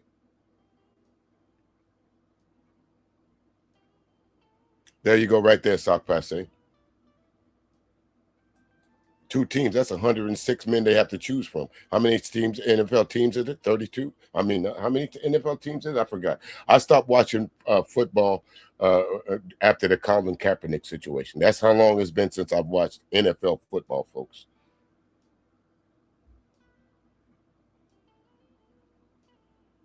So, yeah, this shit is a problem because they're not forming real partnerships and relationships. Angry man. This is grooming. This is wealth extraction. It is using. That is why, to even the description of him, I want a chocolate bar. God. Damn. They don't. This is why they'll see something like this and be like, oh, these men are crazy if this is what they expect. This is what they expect. They're crazy. Bruh, why so serious? What's going on, bro? He said that text thread is the blueprint for a lot of women, but y'all ain't gonna listen. Oh my God, that text thread. Let me tell you something. That advice that chick gave that other chick in that text thread. If the women actually took that seriously, you would see the marriage rate spike. You would see a number of things. One, if dudes thought for again, folks. Again, remember what I said. Now, the NFL is an exclusive club. I don't think the marriage rate would spike based on what these ladies are talking about.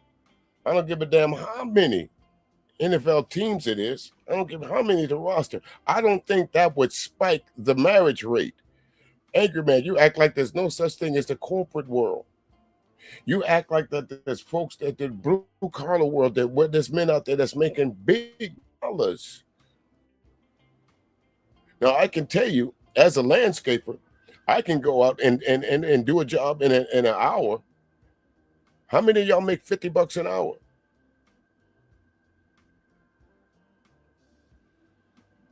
Angryman, do you do that? Do you make $50 an hour?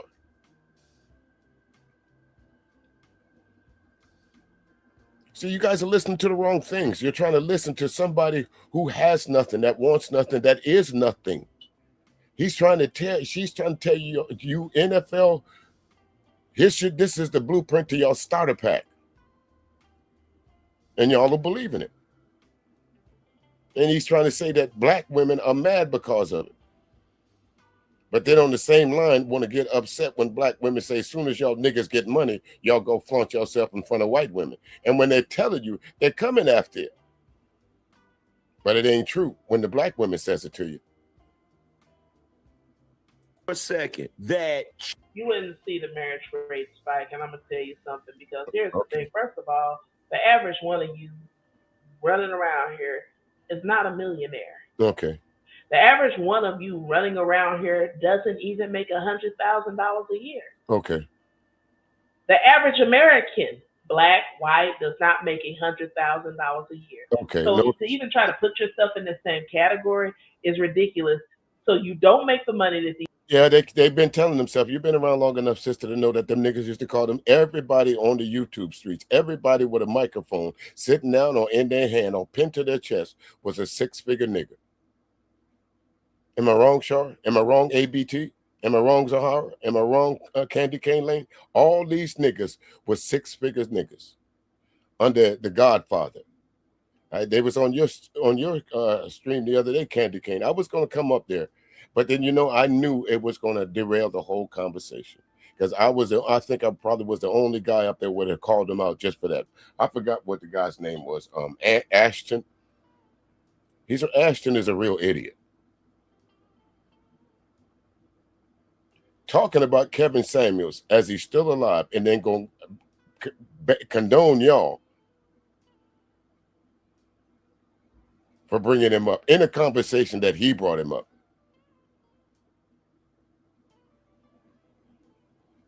Yeah, they tried to. But it seems to me, Candy Cane, you've been holding your own up there. You've been holding your own against them loose niggas. I'm gonna come over there one day and give you a deputy badge. All right. These athletes make, and you do have women out here. There are women out here that do go to infinity beyond, and you still aren't marrying them either. So just knock it off. As a matter of fact, are you married? Mm-hmm. Chicks were willing to do all of that just to get a successful man. You would see men's income increase. You would see men's ambition increase. You would see men going harder in the paint than they ever did in order to be providers and make. So, Angryman, Angry Bird, in order for somebody to get you up to have some ambition, it's got to have a soft middle. You got to have a soft landing place. You got to be like the Greeks did, the Romans did back in the days, the Spartans did back in the day, where the women came to the shores after they came back from fighting with their titties out. Is that it? And let them take them back to their little huts or whatever, and and just take out their frustrations on them. And that would give them ambition, that would give them the drive to go out there and do some more.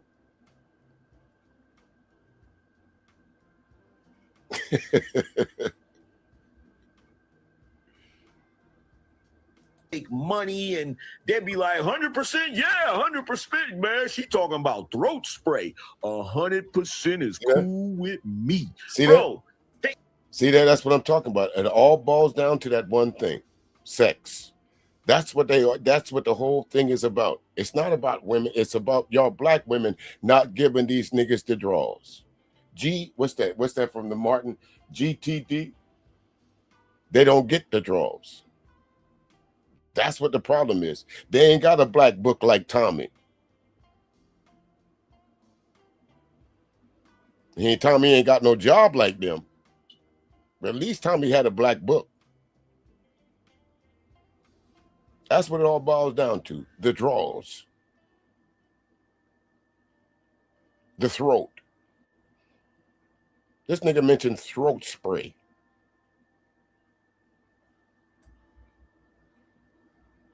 They just don't get it. They don't understand how simple we are. No, you don't understand it. Yeah, we can see how simple you are, that these women are chasing millionaires, and that's something that you are not. That is something that your average listener is not. So why they would be sitting there nodding their head and agreeing with you, knowing that they're never going to be that, is problematic, because, again, these are not real world conversations. This is not the plight of the everyday average Joe who's sitting in your audience at the incel that he is. I'm like, that's right. They don't. They really don't understand. It's this simple. Give us what we want, and we'll give you what you want. But like what? Like what? If you are the protector and the provider, you are supposed to build a place for your woman to nest. Everything else will come naturally. Am I wrong, ladies? Y'all tell me if I'm wrong on this now. What's up there, HT Baldwin? Y'all tell me if I'm wrong on this now. If a man provides a safe haven, food, shelter, and all the good accessories for life, he gonna get coochie by the pound, ain't it? Am I wrong? If he shows you love, compassion, honor, trust, and all that stuff, he gonna get coochie by the pound, ain't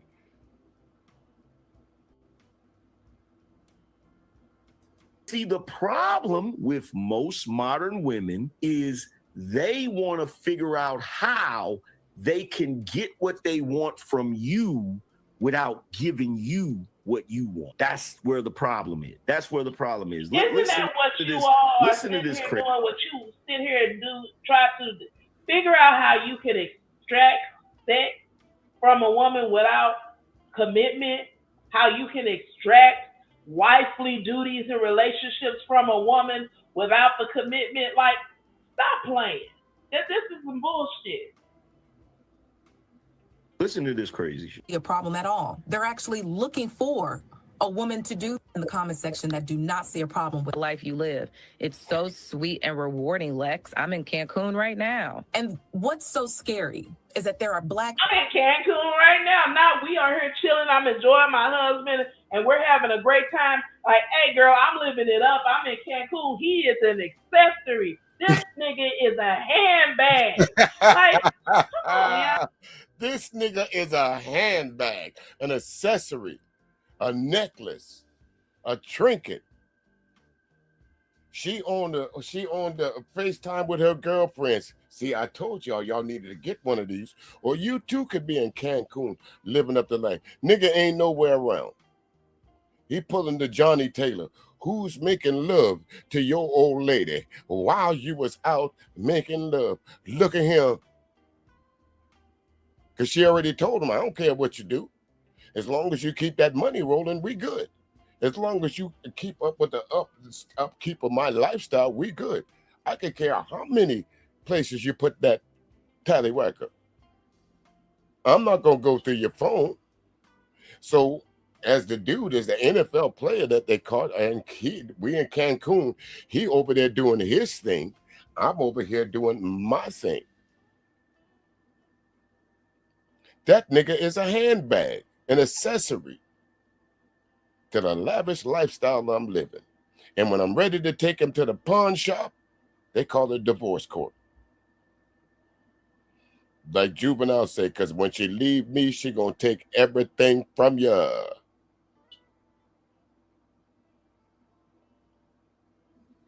Absolutely, Candy Cane. One thing I've learned through the life that I've lived, it's quite, and I'm not saying this to be chauvinistic, but it's quite simple.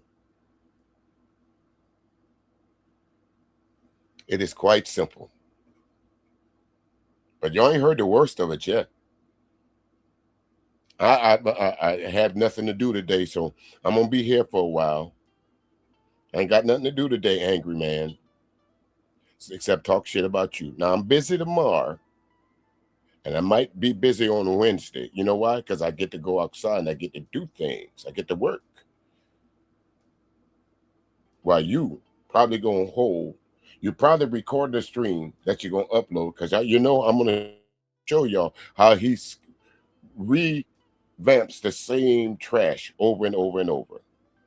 You'll see in a minute. Like, you don't hear this. Like, why are you ignoring the rhetoric that this woman is using to talk about your black ass? Men in the comment section that do not see a problem with that text thread. They don't see a problem at all. They're actually looking for a woman to do that for them. They're not even understanding that that is emotional, mental, physical, sexual manipulation. Actually, what the men are saying out loud is that they would like to be manipulated. Absolutely. That's why them niggas call themselves the manosphere. They like to be manipulated. First, they like to be manipulated by the man. The so-called master teachers of the manosphere, the obsidians, the BGSs, the Angrymans, the, the Sharon Bracy's. They like to be set up for failure by them. Then they send them out into the world. Well, how did it work for you, man? It didn't go too good, boss. That didn't work out. You know why it didn't work? No, master teacher, why it didn't work? Because you didn't buy the Angryman Standards book. That's why it didn't work. I'm going back over there and listen to the Angryman some more. Now, let's leave the beautiful Ren for a little while. I just wanted y'all to hear that you niggas are just handbags. You folks are just accessories. Now, let's talk about Angryman. Let me move this. Angryman. And he was talking. I'm sure we all know who America's favorite black auntie is, Jennifer Lewis. Whether you agree or disagree with Jennifer Lewis sometime, Angryman decided to use Jennifer Lewis in one of his streams. So let's listen to Angryman as he critiques our auntie. Let's go. Go in on black people and you didn't say nothing. I got a question. Something ain't right. So let me make sure I understand this. Jennifer Lewis was just going on a rant just now. It sounded like she was going on a rant about Trump. And she's one of those pro-black, oh, the white man's oppressing us.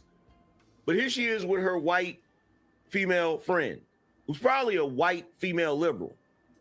Now, see that one dude that I kicked out of here earlier, what's his name? Nonconformist. I wonder if he was still in here. And the opening salvo from the Angryman, he's being prejudiced. He is stoking racist ideology. Openly. Listen. Is this surprising to anybody? See, my thing is this. I start to question the white people that are friends with black people that do this. He starts to question the white people that are friends with the black people that do this. But yet, he didn't question them white women that was telling you, which could possibly be your son, my son, or any black man's son that was fortunate enough for them to be have that much power and that much athletic ability that they could go into the NFL. You didn't mind them white women giving a blueprint to how they could shit your son out of his millions.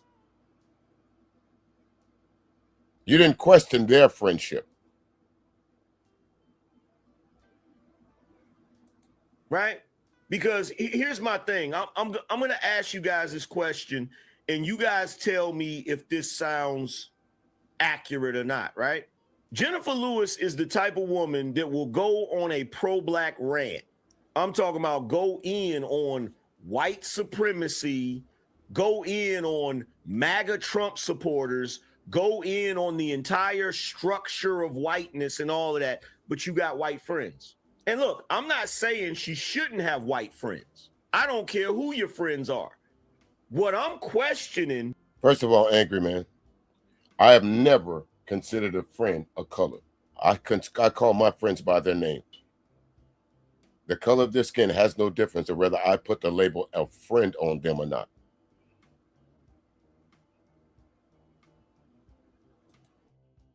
Is why those white people don't call her out on her.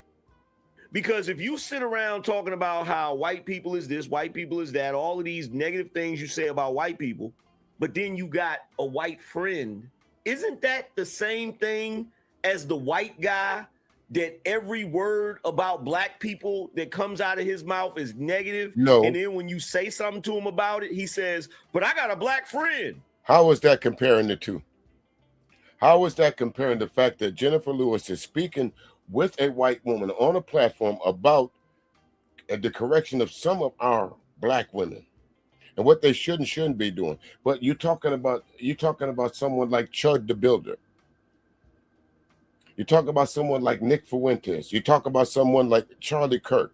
You're talking about someone like Donald Trump, who have never had, historically, have never had anything good to say about black women or black men. If you're black and you know a white guy, and all he ever talks about is black people being criminals, black people being thugs, black people this, black people that, isn't there going to be a point where you're going to say, bro, you do realize that I'm black too, right? Is that what you think of me? Is that how you feel? Well, Angryman, there are some Yassa bosses out there.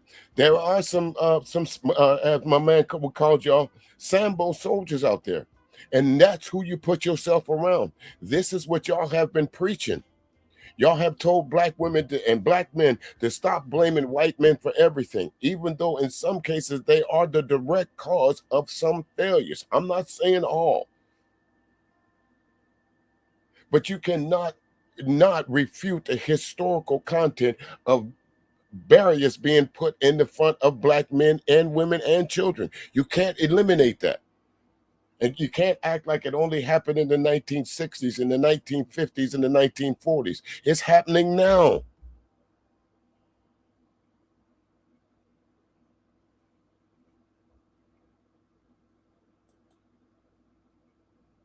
You're absolutely right, El Boogie. She's Jennifer Lewis, and from what I understand, I think she said that she's 79 years old.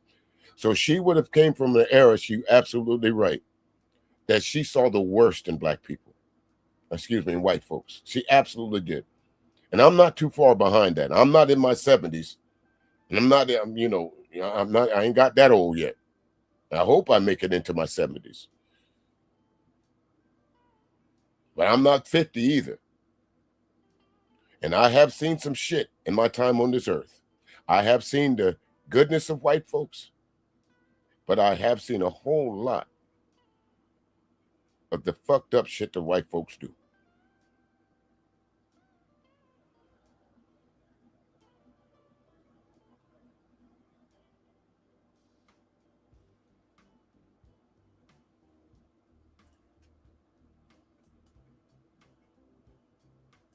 Feel about me.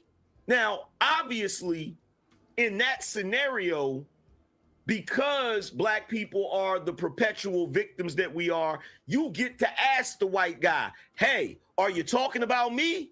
But I feel like in the situation of a Jennifer Lewis, her white friend can't ask her that. Who in the fuck are you calling a perpetual victim?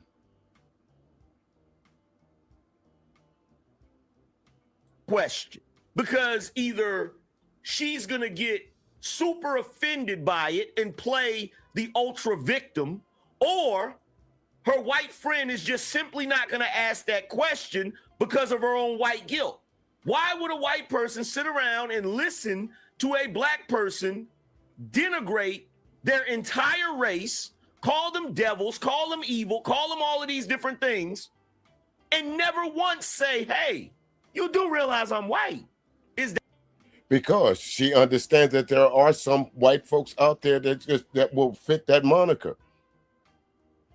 And some of them we can call by name. That's called being real, angry man. It's not about color. It's about right and wrong.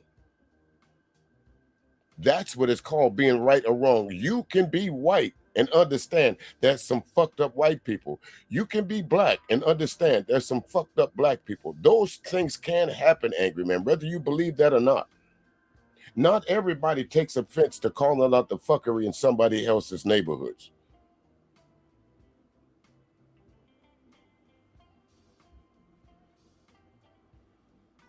That what you feel about me and every other white person that you're cool with?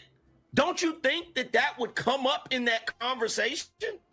How did you just sit there and spend all of this time going on an entire diatribe about white people and oppression and white supremacy, and then right after that say, hey, this is my friend Becky? What? Is that not hypocrisy? Hold on. Listen, I may get a lot of flack for this response. Listen. System we can trust, the institute really.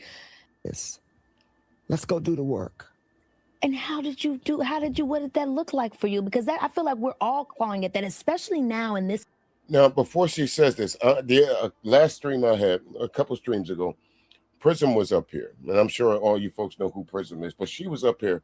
Now, I want y'all to listen to what Jennifer Lewis is saying and to what Prism said on my stream a couple days ago. Listen to this.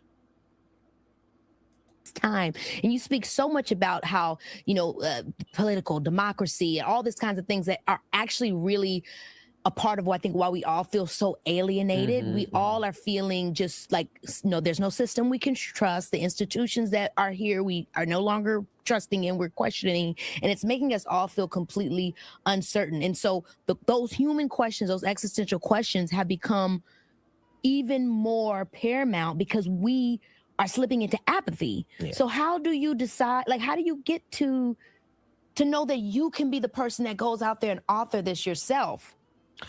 Listen, I may get a lot of flack for this response, but, you know, I don't care. I'm going to be 70 years old next year. I don't care what nobody thinks about me. I give everything I have. Here's what I say to all that is going on. And say, oh, this is not, we cannot keep myself aligned in a state of grace. It's going to take a lot of love to balance out all of this hate. We cannot become them. We cannot become them. Now, when she said we cannot become them, she's talking about white people. Does anybody disagree with that? No, I disagree with. She's not talking about all white people. And that's the caveat that you could simply refuse to acknowledge. I'm not talking about all white people. That's why I clearly give that disclaimer. I'm not speaking of all white people. Jennifer Lewis is not speaking of all white people. She's speaking of the Nick Fuentes, the Charlie Kirks, the Chud the Builders of the world that walk around and think that black and brown people are beneath them. The Donald Trumps of the world that will literally call a black woman, a highly educated black woman, low IQ. And that's what she's talking about. Like Michelle Obama saying, when they go low, don't go lower. We got to go high. But, you know, she coming off that moniker pretty soon, too. There's only so much some people can take before you push them into action or reaction.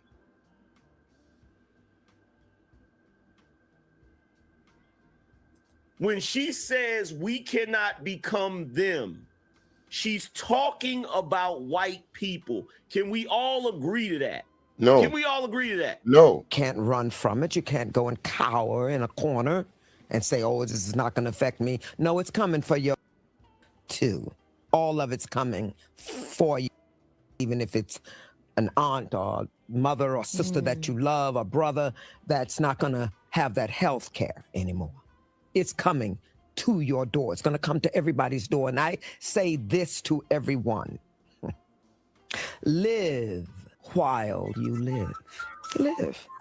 Stand up where you can. Don't sit on let everybody else fight. And what he's trying to do, he's trying to keep moving this around. What's up there, Big J? What Angryman is trying to do is move shit around to where it's trying to suit his narrative. But right now, because what Jennifer Lewis is saying, he didn't have an argument for it because she's right. The way the folks in the 50s and the 60s and the 70s stood up to racism, you can't do that anymore because those tactics don't work. But also, you cannot sit idly by anymore. I think we took the wrong approach in some situations by saying this ain't our fight. The fight gonna come to us whether we decide to sit out or not. And that's what she's trying to explain, Angryman. Look at the look on his face. Dumb ass smike on his face. Like she's saying something wrong. You don't want to hear what she has to say right. You're looking for something that she said wrong.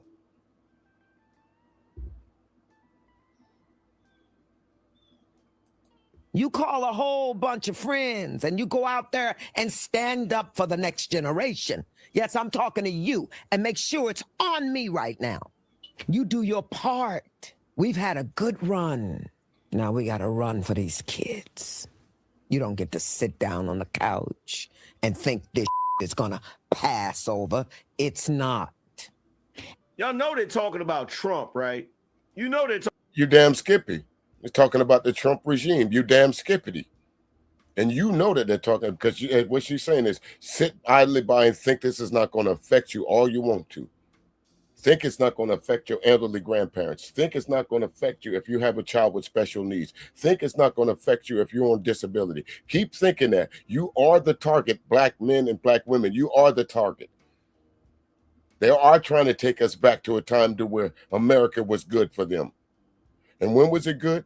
When we had no say-so, when we had no rights, when we couldn't stand up to them, when we had to walk down to the second part of the street. But still, enough of us, enough of my uncles and the elders of my generation stood up and said, we ain't standing by for this shit, even if it meant you putting dogs on us, even if it meant you shooting us with water cannons. I want you to go back and look at some of that footage from the 1960s. And look at they were shooting 12, 13, 14-year-old kids, 17-year-old kids with high-pressure water cannons, putting dogs on them.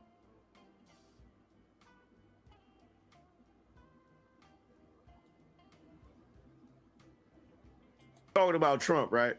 And what do you say to those of us, especially, you know, the marginalized that go out there and they're on the front lines and they're losing their lives? They're going to jail. They're being sent away. Because I find that energy with myself, especially after having my son, where you get to this point and you're just like, well, let me answer that for you, Kiki, before she does. Freedom comes with blood. White America told you that. Freedom is the ultimate sacrifice of some of your blood. We found that out in the 60s. We found that out in the 70s. We found that out in the 80s. The freedom that we're chasing, that American dream that we're chasing, it comes with some blood. The folks in the 50s and the 60s and the 70s and way back when, they shedded some blood. The rest of you folks, these couch potatoes, this is why Angryman is getting so upset about this, because of couch potatoes like you, Angryman. like, I'm getting emotional about it because I get scared about people dying. Okay. You know what I'm saying? I'm so sick of these bought and paid for Hollywood. These Hollywood are bought and paid for by the Democrat Party. I don't care what nobody says. And like Yes, I I do. don't want to tell my queer friends to go out there and stand on the front line so they can lose their life. I don't want to tell my When did black people become the spokesman for the LGBTQ community? Could somebody please explain to me when that happened? Why do the black folks in Hollywood try to make it seem like the type of time they're on is what every black person in America is on? The answer is easy if you take it logically. I like you, help you in your struggle to understand, nigga. Because that's what white America did. They told you that cowboys was great. They told you that all through the history of TV, white America has told you how to think. Remember that some of y'all remember the commercial way back in the 70s of the guy that was talking about don't litter, and they had him portrayed as an Indian. He was no Indian. Television tells you what you see, Angryman. Hollywood gave these people this voice. You, me, folks down that watch the Hollywood movies, we gave those people voices. John Wayne.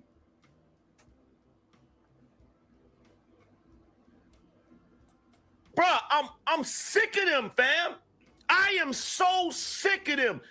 Black America does not live according to Black Hollywood. next friends. I don't want to tell. Well, it's I hard. want you to hear me. Oh, though. no. Hear this. It's not the front line. It's standing up wherever you are. You don't go and stand in front of somebody with ice and go, girl, you don't do all that. You don't act out. You don't be stupid. There's a way to stand up without standing in front of a gun. There is a way to stand up. You write your congressmen, you write your senators, you make the phone calls, you send the emails, do your part. Go to your local meetings. Run for office. Now, a couple of days ago, didn't y'all hear Prism say that very same thing? Now, I'm sure there's a generation or age gap between Jennifer Lewis in prison. But it's funny how both of these black ladies can come to the same conclusion, that you got to do more. You can't just sit by it and expect shit to happen. Write your congressman. Make them phone calls. Don't sit on live streams for 10 hours a day telling that you're an asset to the community, trying to convince everybody that you are when you're not. You're a detraction. That you're trying to convince everybody that you are exceptional. What is exceptional about the angry man, y'all?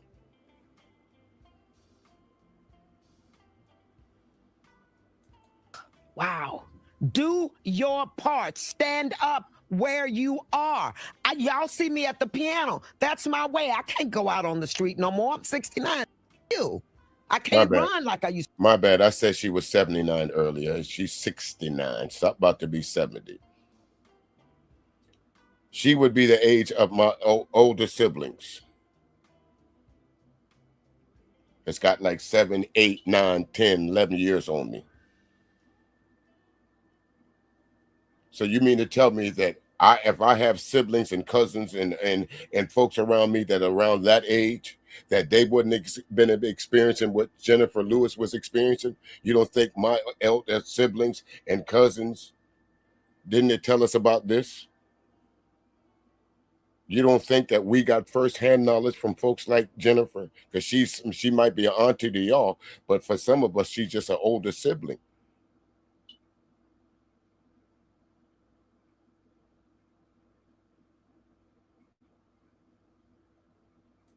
To run. I fell in Africa. I don't have the legs I used to have. I can still kick somebody. Oh, don't get me wrong. How about that? You gotta love me. But listen. How about that? You gotta love me. I've never seen anybody this self-absorbed. Like it's like watching. It's nigga. Did you look in the mirror this morning? Did you look in the mirror this morning? Is all the mirrors in your house covered up or cracked? I have never. You talking about self-absorbed? You can't be more self-absorbed than you, angry man. You can't be. A man that wrote 134-page book.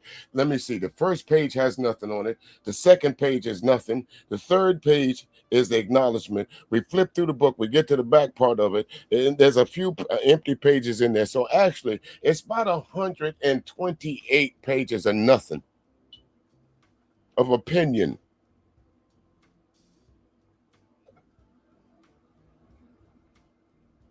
The most amazing I've ever seen in my life.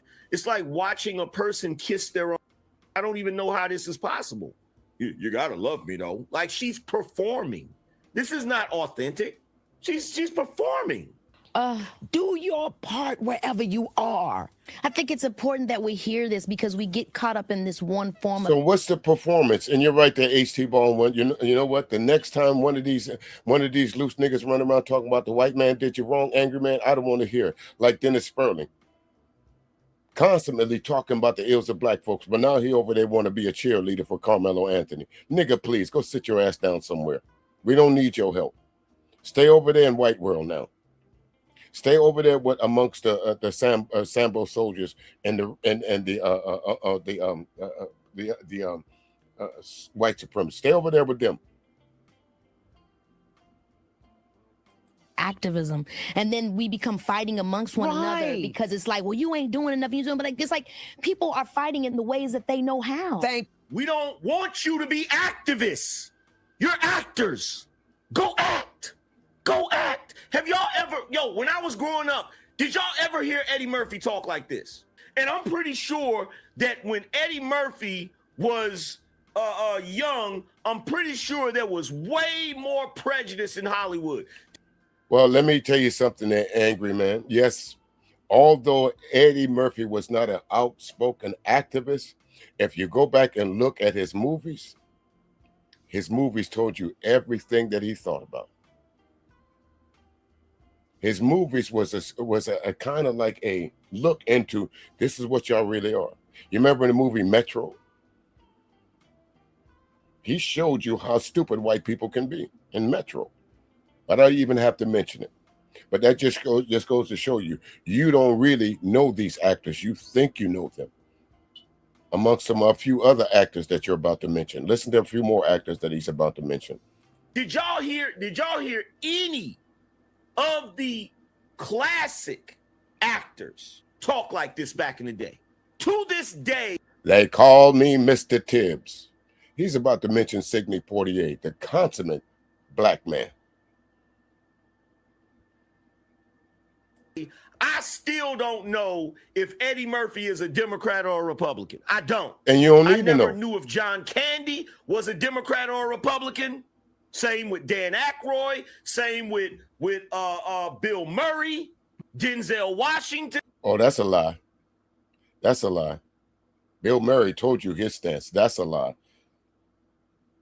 That's a lie. If you go back and look at the overall of all those, all of them will tell you that they weren't Republicans, not like that.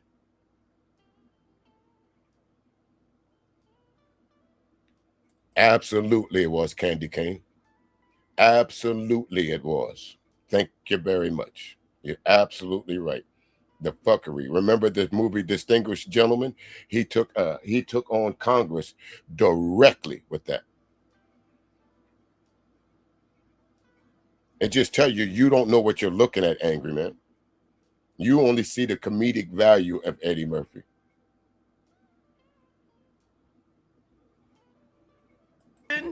Sidney Poitier, Bill Cosby. To this day, I still don't know. Bill Cosby was definitely an activist for black people. But you know how he did it? He did it by doing the actual work instead of getting on camera and preaching to us. Well, he didn't get on. Well, again, do y'all remember Fat Albert and the Cosby Kids? Bill Cosby was on camera in every episode. Do y'all remember? Let's go to Morgan Freeman. Do y'all remember Morgan Freeman being on TV? He started an electric company. Let's go to Bill Cosby some more. Wait a minute. Every show that he did, once he started wearing those sweaters for HBCUs. Yes, he was. Denzel played Malcolm X. What the fuck are you talking about, Angryman? You can't get no more controversial than that. What are you talking about? He played Stephen Biko. You can't get no more controversial than that. What the fuck are you talking about?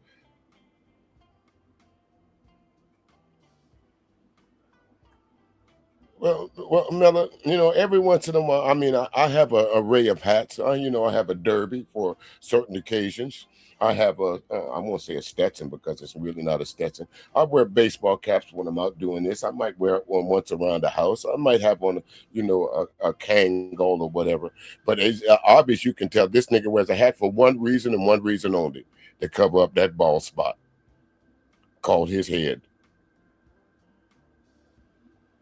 Camera and preach to white society about what they need to do or complain about what white society was doing. You know what Bill Cosby did? Bill Cosby promoted self-accountability. No. That's what he promoted. No. He promoted Bill Cosby promoted, let's go to the Cosby Kids.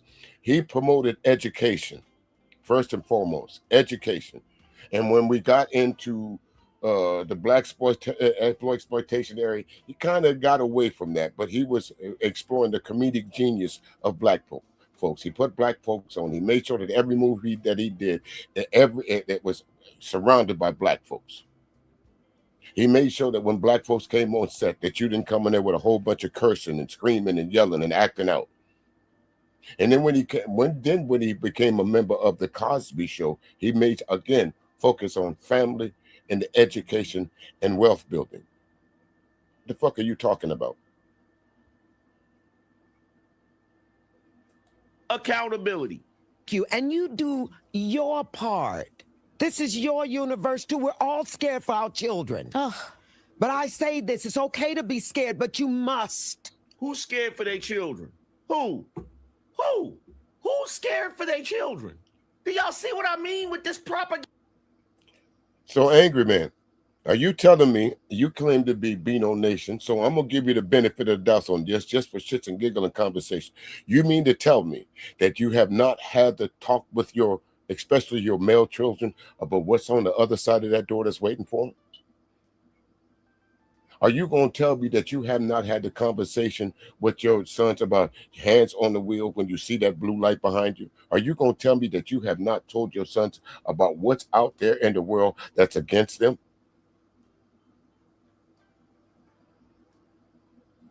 They're not complaining. You're absolutely right, El Boogie. They're having a conversation about what they can do.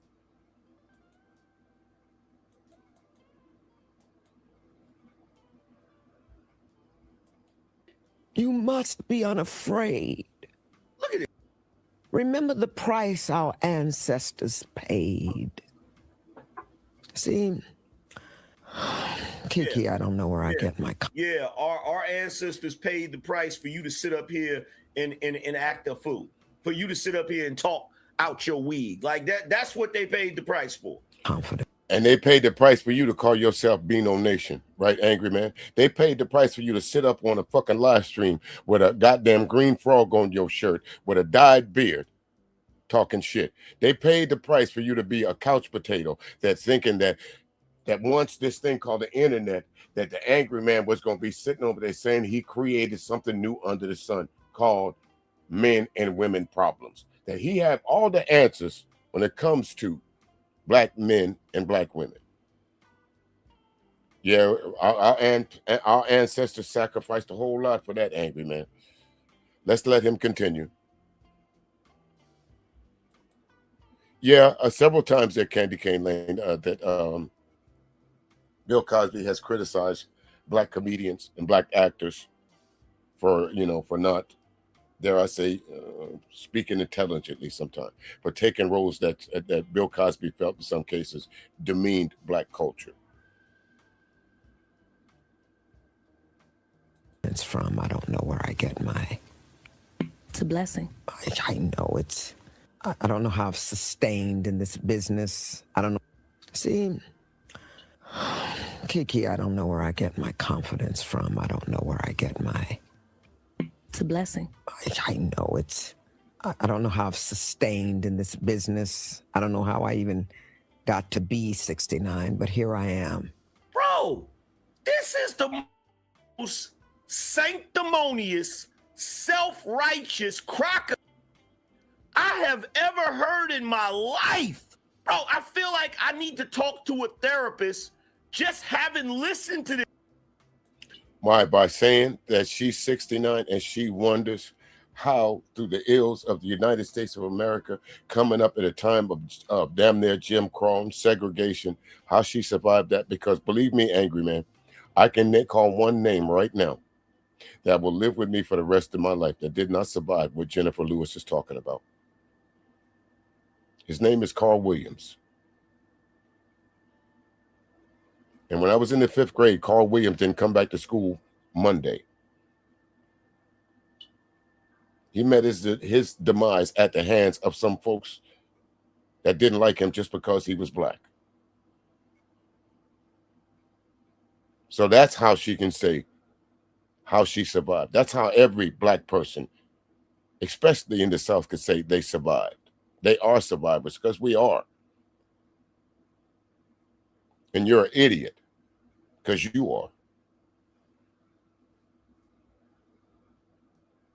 Kiki, I don't know where I get my confidence. I just don't know how I've been able to maintain. Like, am I watching an interview, or is this part 2 to The Color Purple? Like, this is the biggest crock I have ever heard. Yo, both of these women are rich. Both of them. With an F. Both of them. They're both rich. You got to sit here and listen to this. All my life I had. Okay, so what that mean? So what's that mean, Angry Man? Both of them are rich, so they should take shit because they're rich? They should just be stepped over any kind of way they want to because they're rich? How did they become rich, Angry Man? I guarantee they did not become rich sitting on the couch. I guarantee they didn't become rich sitting up trying to collect super chats and what you think, Angry Man? Had to fight. Bro, I'm going to tell you something right now. The Color Purple Just that movie alone set black people back 500 years. I don't know. No, it set loose niggas back 500 years because exposed y'all loose niggas for going around snatching up these young girls, for thinking that all they're good for is cleaning up your house. And once you find out that you ain't no more good, that them black girls gonna tell you everything that you done already been done to you. I might be black, I may be ugly, but I'm free. If you noticed or not, but ever since that movie came out, every single black woman on planet Earth, the moment they get in front of a camera, the moment somebody put a microphone in front of their face, they do their own rendition of Sophia. All my life I had to fight. Lord only knows that a girl child ain't safe in a house full of men. Like every single. And again, see, that's what they like to do. They like to take something and switch it into what they want to use as conversation or content. Not once does she mention her family when it came to that. She was talking about being just black in America, Angryman. And for the majority of black people in their life, yes, there's always been obstacles in front of them. Some of those obstacles we have been able to overcome, and some of them that we haven't. And some of them, even after the obstacles been overcome, Angryman, some of us resort back to the shit that you do.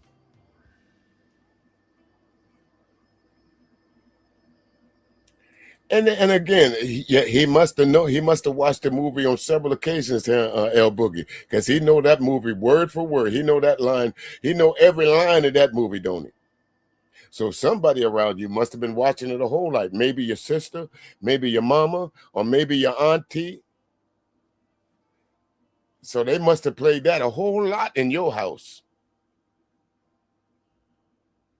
on that VHS.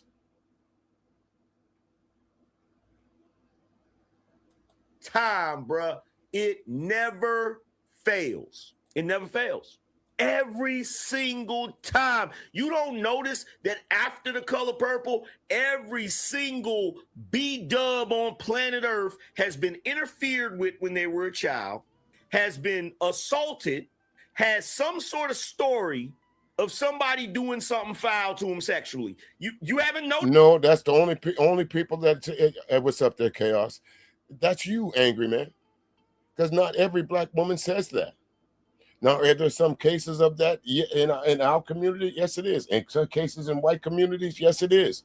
But not every black woman that has happened to. And so that's what it means to be empathetic and sympathetic to those women that it has happened to.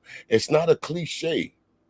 And that's what the problem with you and niggas like you are. Y'all think it's cliche when a woman says that, or when a young girl says that. And then you're going to bring up Monique when she was in the what's the movie? Y'all help me out here. When she was the mean mama.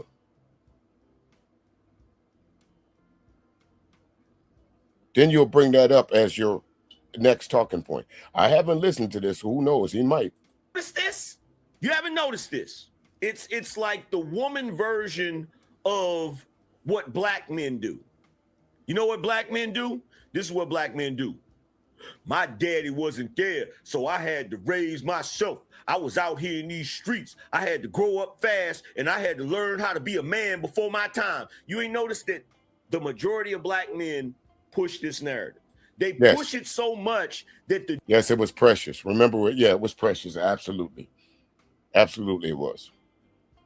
So, Angryman, that's what I'm surprised that you haven't brought that up yet. But again, the sun shines on a dog ass, so you held it up high enough so I could give you a green. But you're right. A lot of y'all low life that niggas do use that excuse. That believe since you may not have been raised by your daddy, or your daddy might not have been around, that gives you an excuse to act out. That gives an excuse to be lazy, to be shiftless, to be nothing because your daddy wasn't there.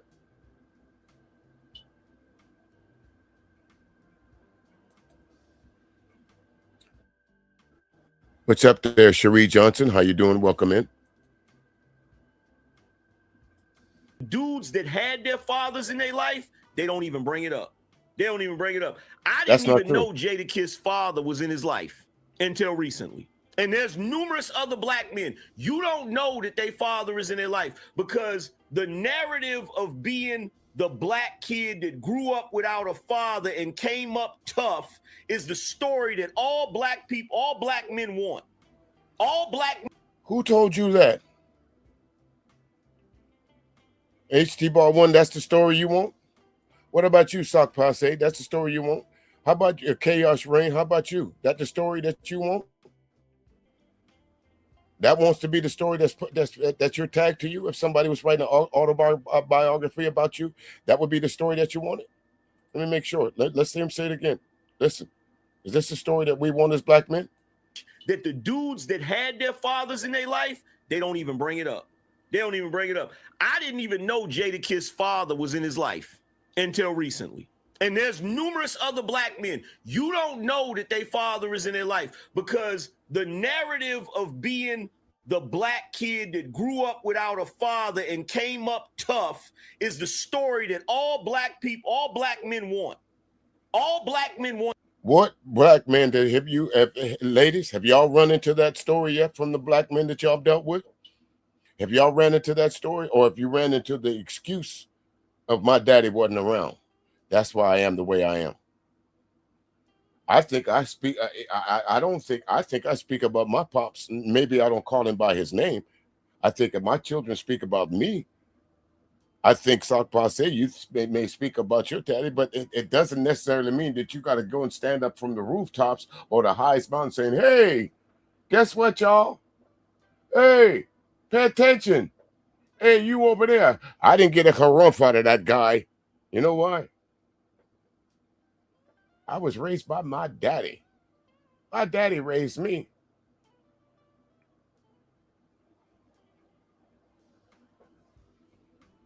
Say it again, Candy Cane. The only men that think that the street life is cool think that way.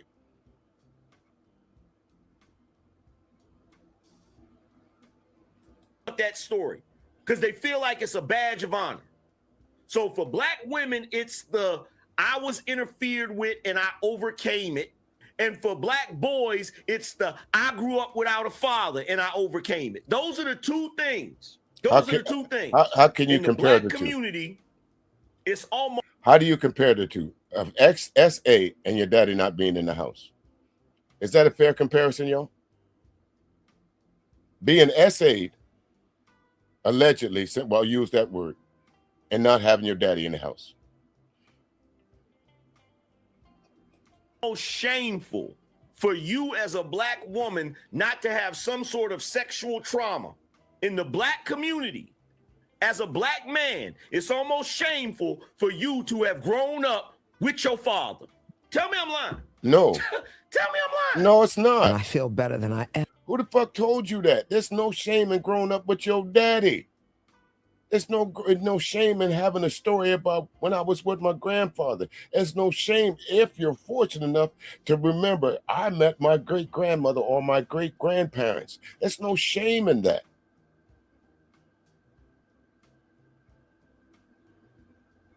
What are you talking about, Angry Man?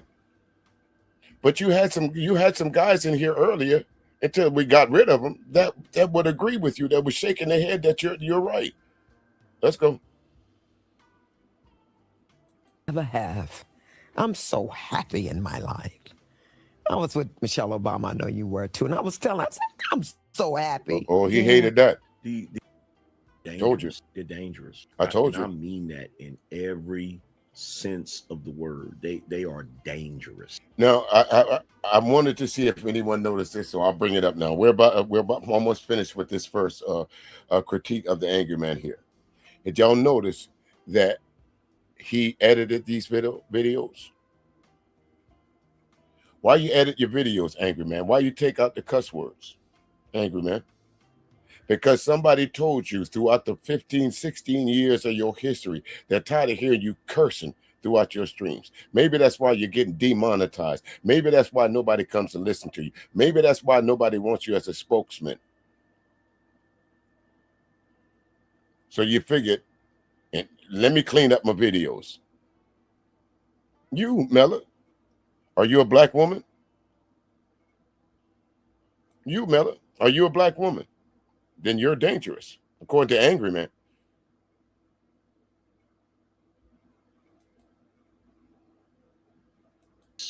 I'm so happy right now.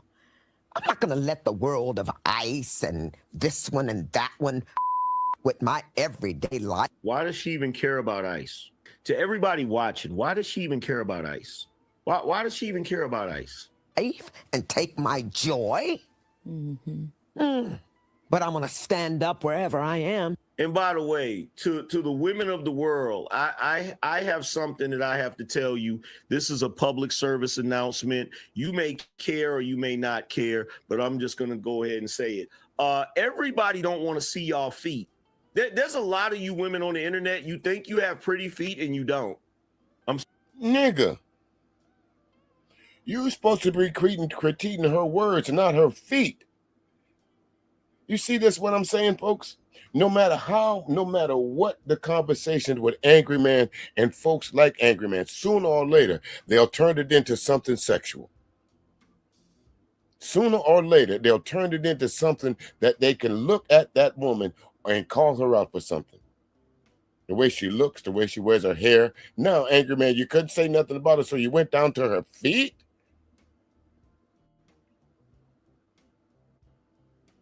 You went to her feet? Some of y'all niggas got shoe fetishes. Some of y'all niggas got toe fetishes.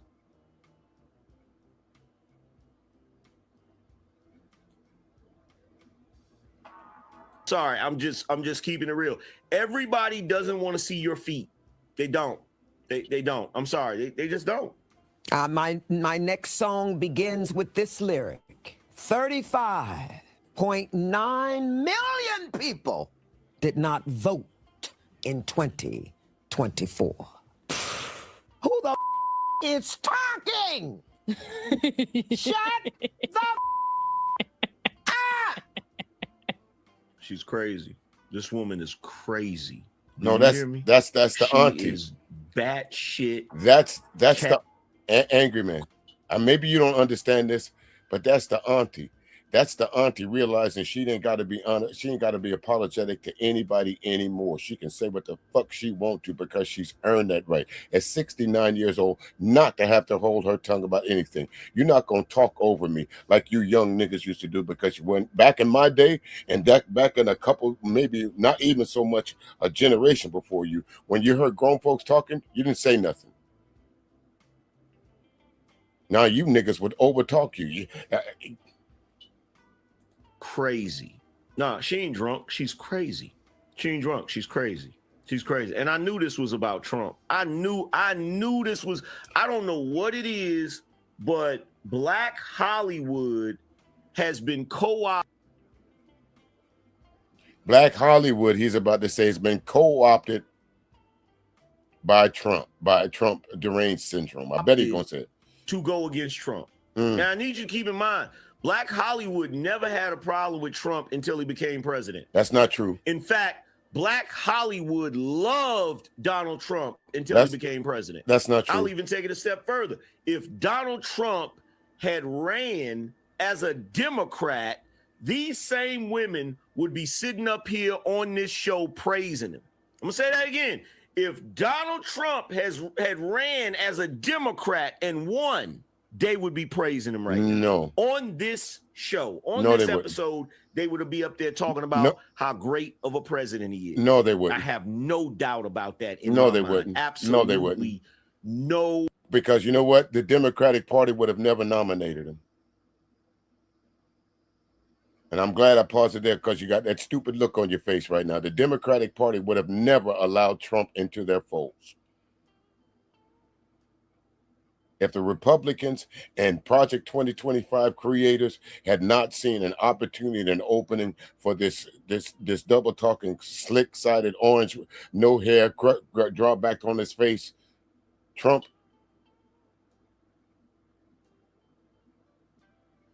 he would never have been president.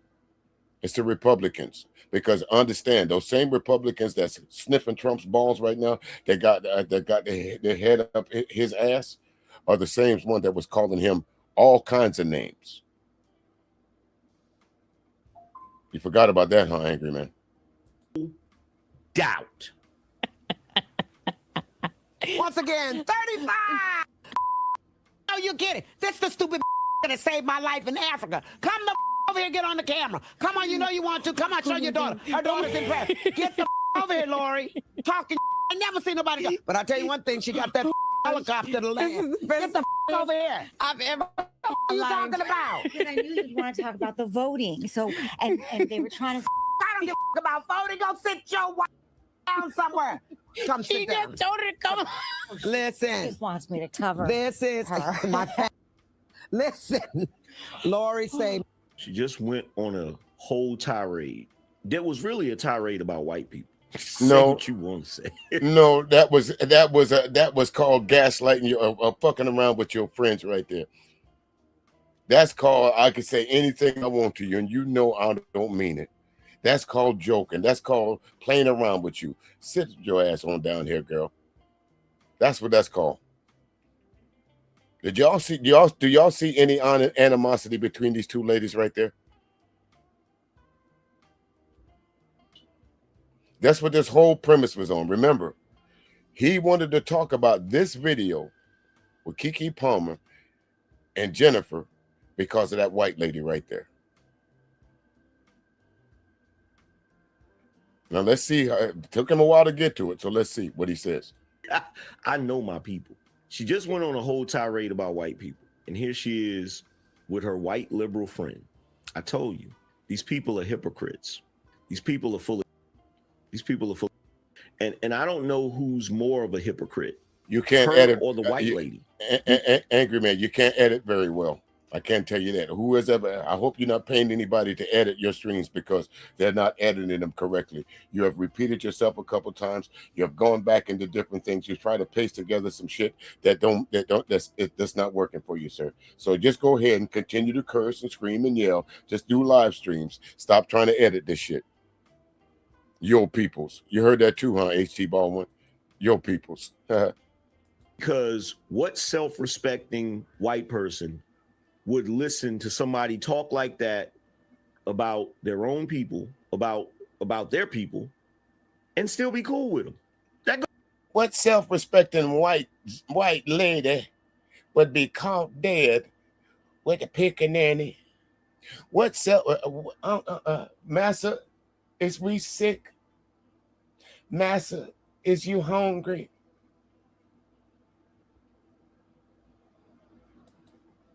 You in the words of Kevin Samuels, you can't make this shit up. You can't make this up, folks. Oh, I think I moved the wrong one. Let me go back here. Matter of fact, let's go ahead and go to this one. Let's do this one next. Let me move this off the screen. And let's do this one next. Yeah. This is the Cellulite podcast right here, where the Angry Man was on this. He came up a little bit later on, so let me go find out exactly where he's at on the stream. And I want y'all to listen to some of the commentary that he has. Let's start. I didn't listen to this whole thing, but let's start right here. Okay, here we go. Let's start with Cell right here. Here we go. I know HT Ball won, but you know, my man, I ain't had nothing else to do today. You know, I figured I better cover this because of we sick boss. and then try to have some justification behind it. Poppy says, Sal, when you watch that video, did Big Tigger beat that bitch, yes or no? No, he did not beat her, but that's not what I'm talking about, Poppy. I'm talking about the scenario I gave and how you niggas was giving pushback to everything I was fucking saying. Even you, Poppy, when you came up with if your kids is playing with toys and you tell them to go to bed, get the bro, those kids. Those are kids, Poppy. Those are kids. It's not a grown-ass woman. That's the difference. I don't understand what the fuck the problem is. And I don't understand why this nigga Rock was coming at me as if I'm supposed to be afraid to put my hands on a woman. Yes, here, let me help you out. You goddamn right. You know why? Because they believed them before they believed me. And that's the problem, Sel. It's not that you won't put your hands on a woman. See, be careful of what you say and how you say it, thinking you're defending yourself. It's not the fact that this should have been the answer. Absolutely, under no circumstances, unless it's in a life-threatening situation, would I put my hands on a woman. Full stop. Full stop. Now, if you beating the fuck out of me and you getting the best out of me and you're a woman, gonna be embarrassing, but I'm gonna do something to get you off me.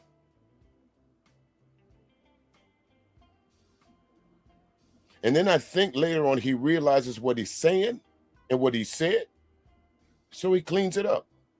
Watch.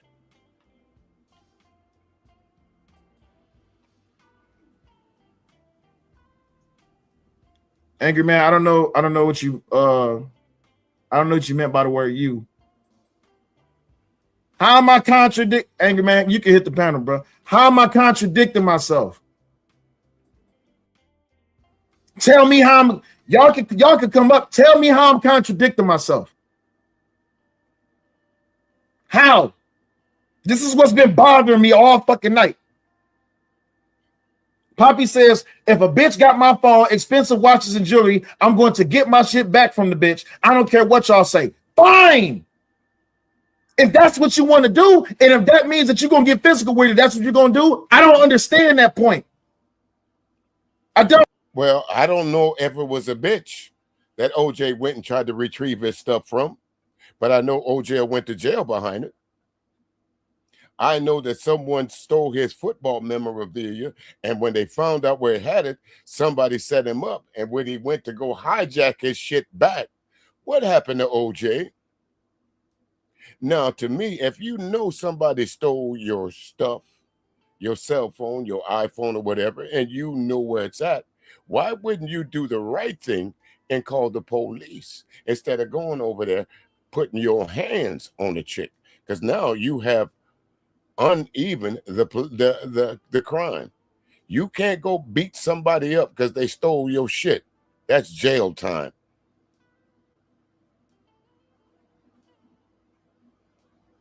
You can't go and beat somebody with a stick or punch them in the mouth because although you might want to, there's a crime for you that's called assault, and there's a crime for that person that stole your shit.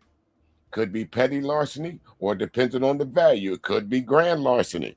But there's two separate crimes that's about to be committed. One was already committed because you say you got to go get your shit back. And when you get over there, the next crime that's going to be committed because you say you got to beat her up. And this is what your boy Angryman is about to come up here and argue.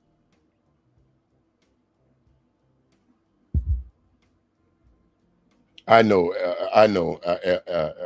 El Boogie, and I'm sorry, but I hate to use it, but I'm not using it at the way that, I try and clean language a little. It really is hard to keep clean language when you're dealing with loose niggas. I know I can articulate myself a little bit better than this, and I really do try, but sometimes you got this. In order to get clean, you got to get in the mud. That's the way to do. What up, OG? Yo, what's going you on? hear me?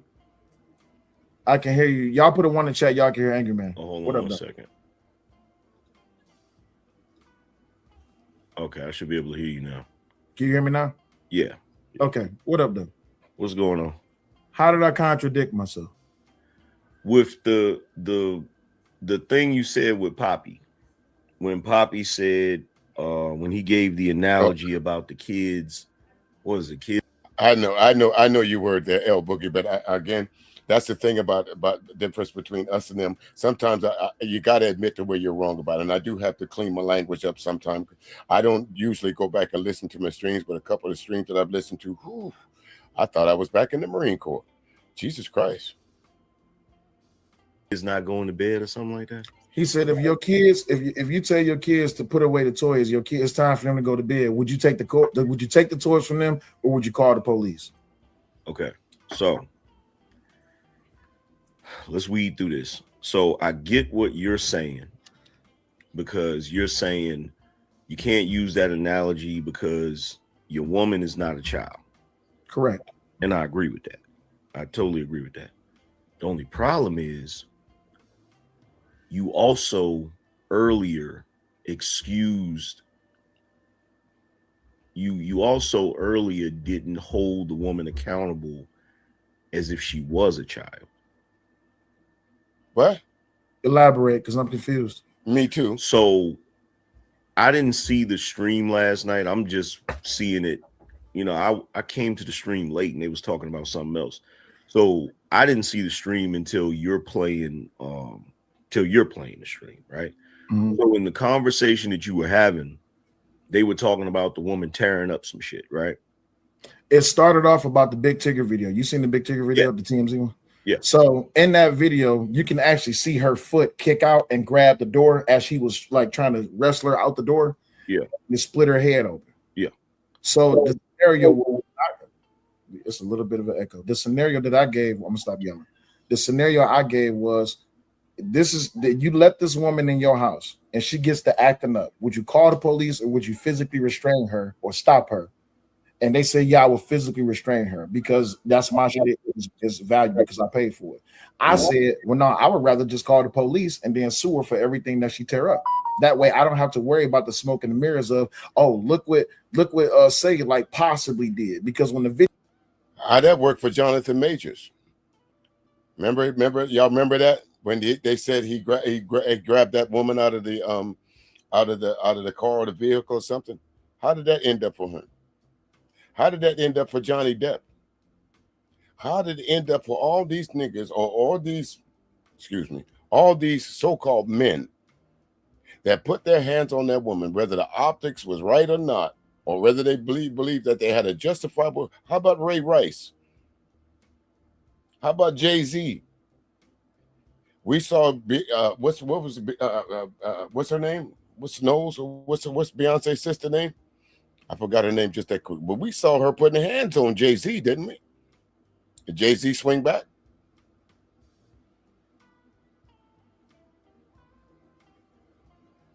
video come out, everyone's going to be drawing their own narratives to avoid going to jail or avoid having to deal with the blowback, going on the radio show, apologizing, saying that, hey, to all my fans, this is not what it seemed. To avoid all of that, I would rather just not put my hands on the woman. That's where it started at. So then it kept evolving. Go ahead. Okay, that's logical. I mean, I don't completely agree with it, but I get the reasoning. Okay, dummy. What's not to agree about it? Yeah, Solange. She beat JJ's ass in the elevator, didn't she? She was putting hands on him. But one thing Jay-Z did, he had the restraint not to swing back.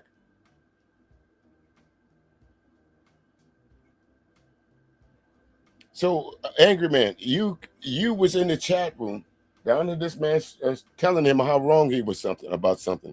So when you come up here, the first thing you do is to tell him that I disagree with what you said, but you have not said anything valid to show a disagreement about, except for the fact that you believe that the man that got the stuff taken can go get it back. How is he going to get it back, Angryman? That's the point we need to wait for you to say. Logical.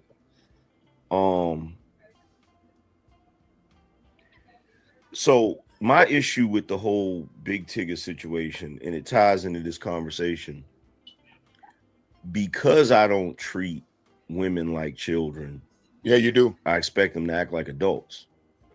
Fair. So for her to be in the house tearing up shit, damn Miller, and destroying shit because she's upset, that's not her acting like an adult. That's her acting like a petulant child. No, it's not. You feel what I'm? No, it's not. Because a petulant child would know better than to bust up a TV. A petulant child might scream and yell at the top of their voice, crying, saying they want their way, but they ain't gonna tear no shit up. They're not going to go through the house knocking down glasses. They're not going to go through the house, or they're not going to run outside and take a sledgehammer to your car. That's what we're talking about, Angry Man. That's what Sel was trying to describe to you fools. But why did y'all decide to bring children in it like Poppy Blanco? You can't make idiots up like this every day, folks. I'm saying, so I get why Poppy would look at it from that perspective or use that analogy, because he's saying, okay, well, if your kids did XYZ, are you going to call the cops on them? The analogy is that, you know, when you're dealing with children, you don't call the cops. You actually reprimand them, or you stop them from doing what they're doing. Okay, so that again is you saying you agree with Poppy Blanco, but then you're giving every reason not to agree with him. Women are not children. The mere fact that you're using women and children in the same sentence might not make sense to me. How could someone that you decided to lay down with, to possibly have other children with, you're considering this person as a petulant child? That tells me a lot about you. Not the woman that you're with. That tells me about you. Or am I missing something?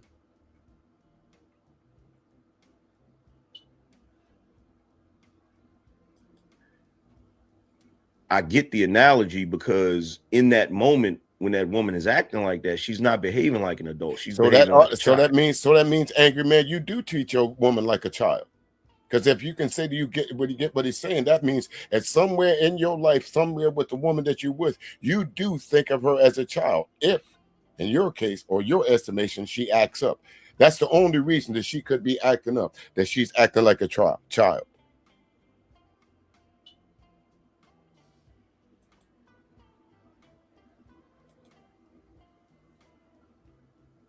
Got you.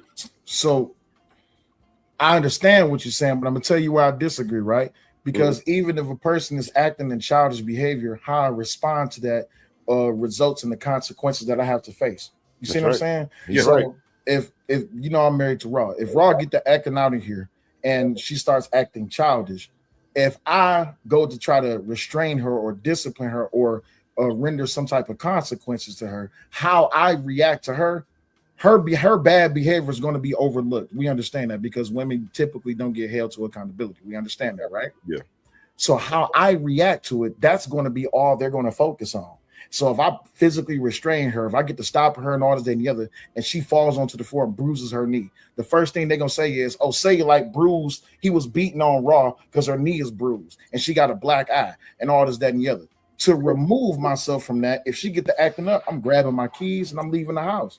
Yeah, I get it. It's logical. I understand. It absolutely is. If your girl start acting up, then you leave. You don't put hands on her. It's called removing yourself from a bad situation. What's not logical about that? Not everybody gets along. Human beings don't get along. You could be married to someone for years and years and years and have a bad day with them.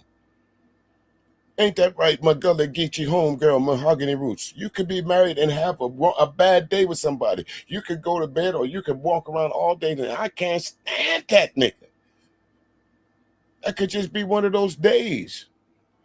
But in your quest of not standing that ninja, put your hands on them. You're going to be taking the stand.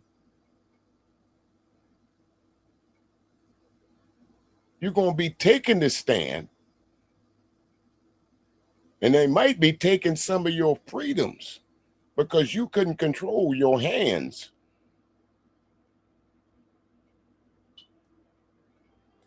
Yeah, I understand that part of it.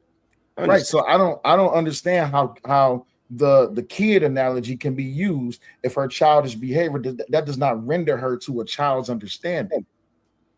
No, that doesn't, but it doesn't. But it's kind of like you got to have the same energy. Like, wait a minute. So you got to have childlike mentality, childlike energy. So basically, you went out and found you a woman that acts like a child. That acts like a petulant child. I hate to say this, but the student has out Fox the teacher, like they use in Kung Fu. Snatch the pebble from my hand. When you snatch the pebble from my hand, cellulite, it's time for you to leave. It's time for you to leave that dumbass angry man alone. It's time for you to stop holding this nigga's nuts. You were one of the good guys at one point in time, cellulite. What happened to you? This nigga on the right side of your screen happened to you. You thought he was going to help you build your channel. And I'm telling you right now, slowly but surely, this man on the right side of you will turn against you. His history should tell you that.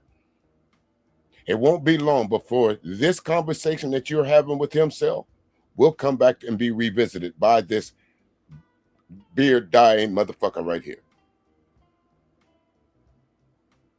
If you have the energy, if you got the energy that the woman, regardless of if she's acting like a child, she's still an adult, you have to have the same energy for her when it comes to accountability. So it's like, okay, you're doing all of this. We're not going to excuse the fact that, and I'm not saying you're excusing it, because you did say you're going to sue the shit out of her and all of that stuff, right? Mm-hmm. But my thing is, I personally don't believe that my shit got to get tore up for her to learn that lesson. Because the same way we got laws in this country for domestic violence and men, you know, which is always aimed at men in most cases. I've seen women get domestic violence charges too, but most of the time it's men, right? So the same way we got laws for that, we got laws against destroying personal property. So my thing is, she shouldn't be the same way that if you try to attack her, if you tried to attack the woman, not because she did anything, but just because you came home one day and she ordered a pizza instead of cooking your favorite meal, and you're like, pizza for dinner, and you ready to whoop her ass because of that, right? She has the right to defend herself, correct? Correct. Now, funny how you should mention pizza, Angry Man, because I tell you, a lot of us have been around you a long time, and it's funny how you should use a pizza delivery scenario, because that's exactly what you did. Somebody was delivering something to your house. Your wife, and I think one of your children was there. You had a hissy fit online about pizza being delivered to you because I think they were too loud while you was on your live stream. Correct me if I'm wrong, somebody. Correct me if I'm wrong. Okay, cool. So the same way she has the right to defend herself, regardless of what the consequences are, because even if she defends herself, that doesn't mean she's going to win in that situation. She just means she has the right to defend herself. This right? is, listen here, look here. The same way she has. Look here, look. This here's a nigga that will hit you. Ladies, if a man says that, this is a nigga that will hit you. I promise you that. I can guarantee you, this is someone that will knock you out. Now, I'm going to drop the link here in a little bit for this last hour that's about to come up here while we cover this. So if anyone wants to come up and join the conversation, feel free to. But again, please remember, keep it respectful. That's all I ask. If you want to joke on the Angry Man or anybody else, be respectful about it. Keep it within the confines of YouTube.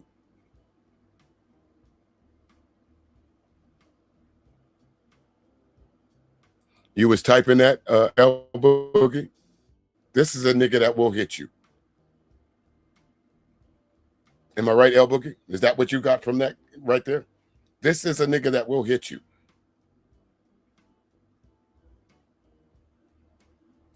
Has the right to defend herself. As a man, you have a right to defend your property. You have a right to stop somebody from trying to tear up your shit. You feel me? Now, you may go to jail for it, but it just depends on what type of time you on and what type of dude you on. So let's face this. Let's look at this, Angry Man. I understand that you don't want, nobody wants their shit tore up, but you can replace a laptop. You can replace a PS5, but you can't replace that time that you're going to get for being in jail. You can't get none of that back. And you have escalated the situation to a whole different set of crimes. What she did is a misdemeanor. There's no physical contact for you.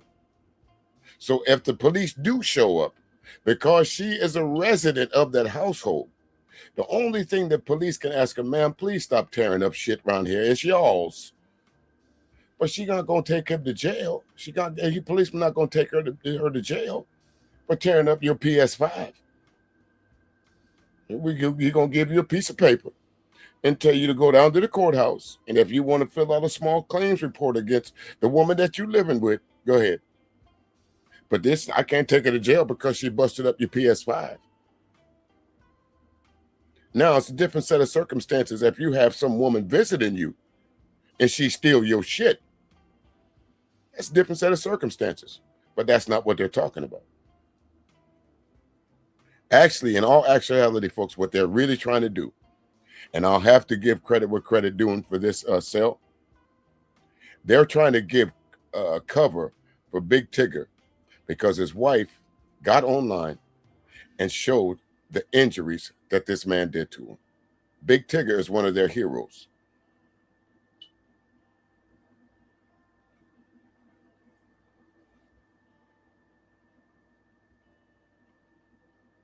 That's why I was saying in the chat, I disagree with you, because nigga, hey. So all right, yeah, it's like okay. Whether you want to answer this question or not, I'm gonna ask you. I got enough respect for you to ask you a question. So how do you stop her then? She in the house tearing up your expensive shit. She throwing your watches, breaking up your chains, your studio. How do you stop her? You grab her. Restrain her. Okay, cool. So you restrain her, and in the midst of all of that, she goes up against your desk and she slashes her leg open. What's the smoking? What's the headlines gonna be tomorrow? Angryman is beating the shit out of his wife. Now you got to come on live and you got to say, hey, y'all, I can't speak on this situation because it is a case ongoing. So I just want to say that everything that y'all are hearing about that is untrue. This is unsolicited information being put out about me, and I'll see y'all later down the road. But until that time, because she has a slash on her leg, your ass then went to jail for the night, and she still got access to the house. I'm not coming on live and saying nothing. I'm going to lay it down. That's what I'm saying. So yeah, to Poppy and to that nigga Rockstar last night to avoid. See there? He just told you, if you tap my shit, I'm gonna beat your ass. Look what that shit-eating grin on his face. Look. Didn't need to say it. He told on himself, didn't he, ABT? He told on himself. I'm gonna restrain you. I'm gonna grab you. And if you keep trying to tear my shit up, I'm gonna beat you. This is a man that will hit you for not having his dinner ready. This is a man that once he starts raising his voice, he has no control. He has no self-control.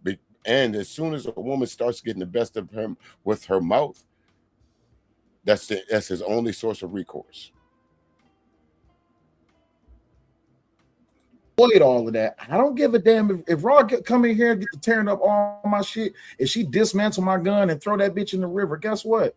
I'm just racking that shit. Okay, that's 1,500. That's 2,000. That's 700. Damn, she done broke the PlayStation. That's 500 right there. That's sad, but here's the thing. But here's the thing, though. Here's the thing. And then you got it, Poppy. Let me just say this real quick, right? So here's the thing. You're not worried about Raw doing that because she's not going to do that, right? So how do you know? No disrespect, Raw, but how do you know? Do you know the mentality of Raw B, and do you know the ins and outs and the goings of these two particular relationship? Because early you said all women are like this. So how all of a sudden can you exclude Raw B? Because you said earlier all women are like this. And Raw B ain't in Hollywood.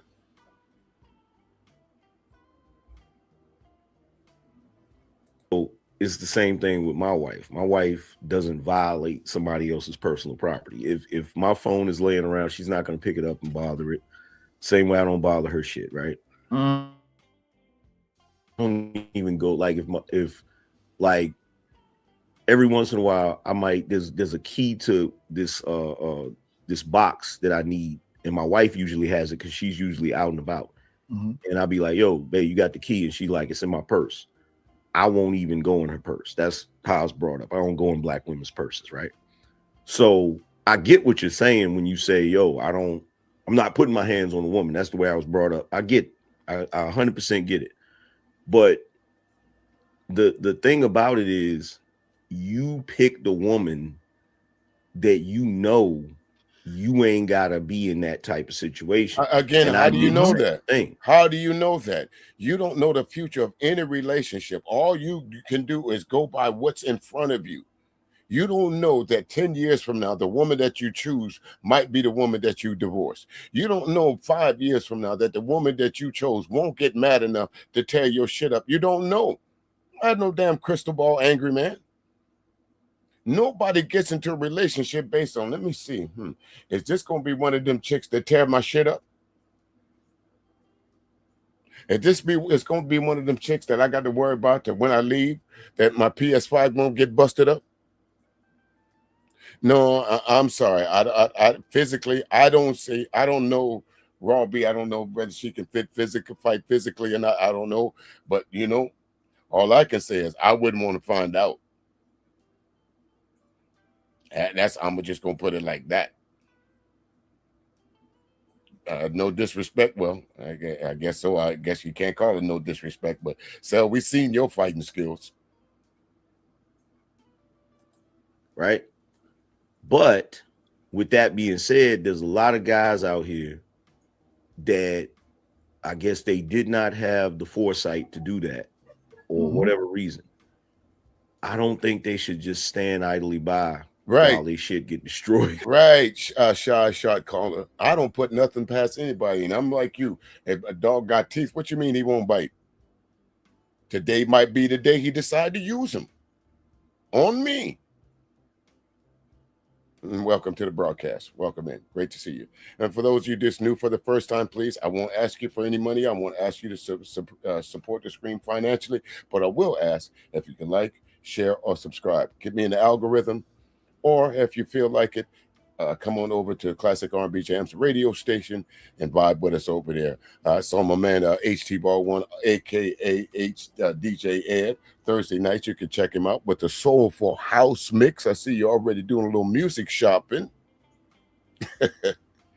Great show, great show. I'm sorry we had a little connection problem in there, but my man, like I said, I've listened to a lot of DJs over my years, and your timing and your transitions in that house music are impeccable. That's just dope, right? Just dope. So and I'm not saying, keep in mind, I'm not on the type of time that a couple of dudes was throwing on the panel. I'm saying you got to try to bust a head wide open and nothing like that. I'm saying if you can restrain her without causing any damage. You feel what I'm saying? You don't have the right. Look at the blowback. That Tigger. You don't have the right to put your hands on anyone. You don't have the right to restrain anyone. If she heads out the door, if you're in the bedroom, angry man, and she's heading towards the bedroom door, and you put a hand on her, stop her, technically that is kidnapping. You're stopping somebody from going somewhere they wanted, what they want, where they want to be. You can't do that.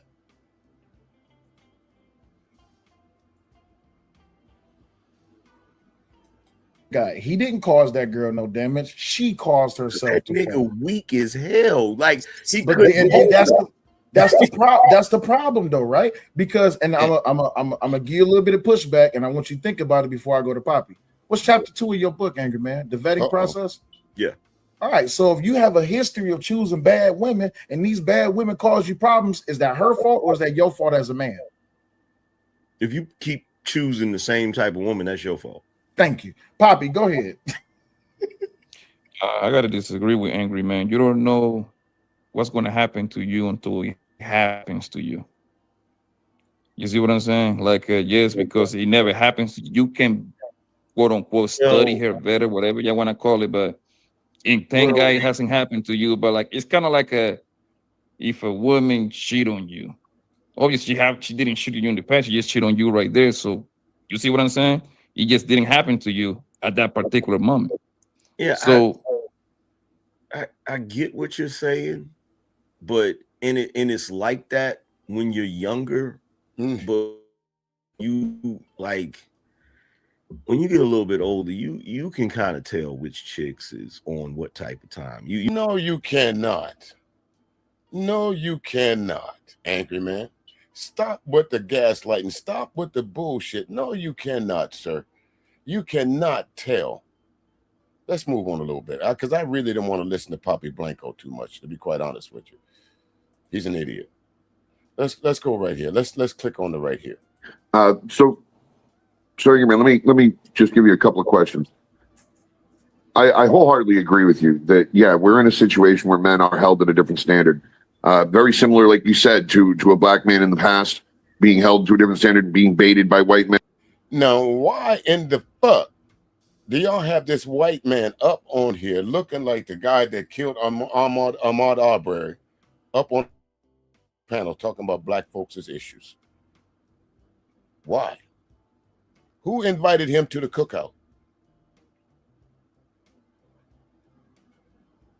Who? He's arguing with somebody, and I want to get to that. Fast as you can. Now the difference is if you move her in, it might be a little harder. But hey, defending yourself, and you ain't gotta beat her. You can snatch her ass up. But I'm calling the police. I'm getting somebody else to call the police. But we gotta quit acting like it's just something new. Now we do know all of us black men on the panel, we know a woman beater in our families, friends, or what have you. We know a man that'll just whoop his woman's ass, and she got to take a deep breath. 20 seconds. So let's stop pretending with the shit. Now, Angry Man, you wasn't wrong, and Raw wasn't wrong, but Angry Man, you got to give more grace to the fact that we know what in we the chat go talking through. about hot grits and burning beds, my Oh, nigga. what I'm saying, I get that, but how many men hold up, Angry Man? I Like shot the real shit, nigga like, that bro, beat my don't mama preach to me about for none of this 12 shit. years. And see, that's the problem with Angry Man. He do not like for folks to give him pushback because he insists at all times he's right. Now, I didn't go through this whole stream, and so we skipped around a little bit, but I think part of the stream that I meant to stop on was, again, the analogy of the burning bed and the Al Green with the hot grits. I don't know too much about what possessed the lady to throw the hot grits on Al Green, but she felt she had enough reason to do it. Now, from what they say, was a womanizer. Al Green was a man that, dare I say, until he found religion, did something to some women that they weren't appreciative of. And this woman decided to say, you know what? Enough is enough. I'm going to ball up me some grits and I'm going to get your ass. Now, about the burning bed was exactly that. The reason why this woman decided to tie her husband down to the bed and burn him up is because she had been suffering through years and years of abuse. If you watch The Sopranos, Richie Aprile got done in by his chick shortly after he punched her in the mouth. And 2 minutes before he punched her in the mouth, guess what? All she said was, "There's nothing wrong with your son dancing ballet." But in him, in his machismo anger, punched her in the mouth for that. And then looked at her and said, "Get my dinner." Sat down, started eating. And when she looked at him in disbelief that you just punched me in my face,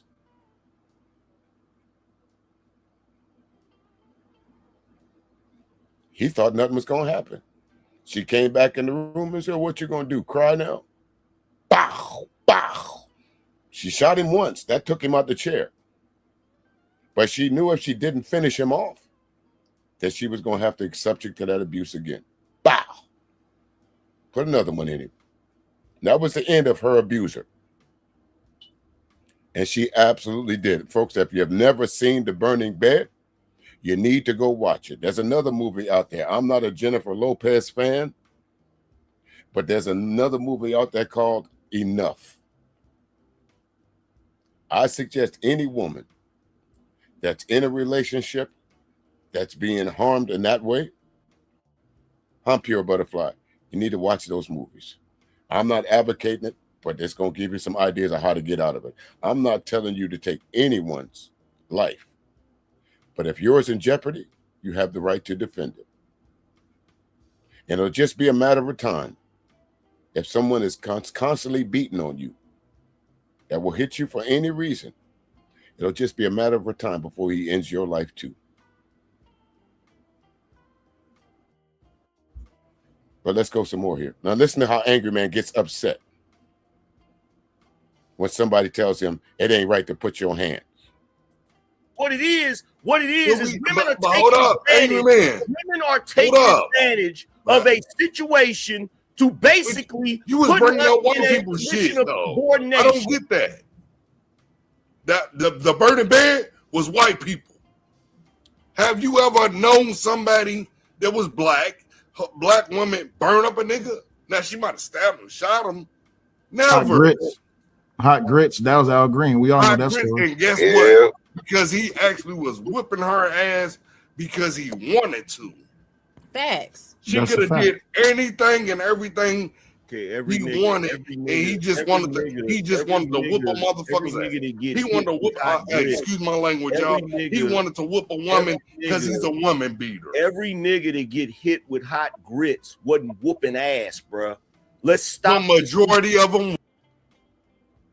And see, this is, again, that's why I tell you folks, you need to beware of folks like the Angryman. You need to be aware of the folks that he so-called is teaching. You need to be aware of the folks that he so-called putting information out to, because he just said that not every woman that balls up some hot grits got hit. You damn right. It's called breakfast. You damn right. My mama used to cook grits every morning. When I was married, my ex-wife, well, she didn't cook it every morning because she was from the city. She didn't cook grits every morning. You might add some pancakes or some waffles or some shit like that. But she didn't cook up no grits to throw on me. Al Green, like they said, was whooping this woman's ass. And she got tired of it. Farrah Fawcett was taking an ass whipping from her husband unmercifully. And she got tired of it.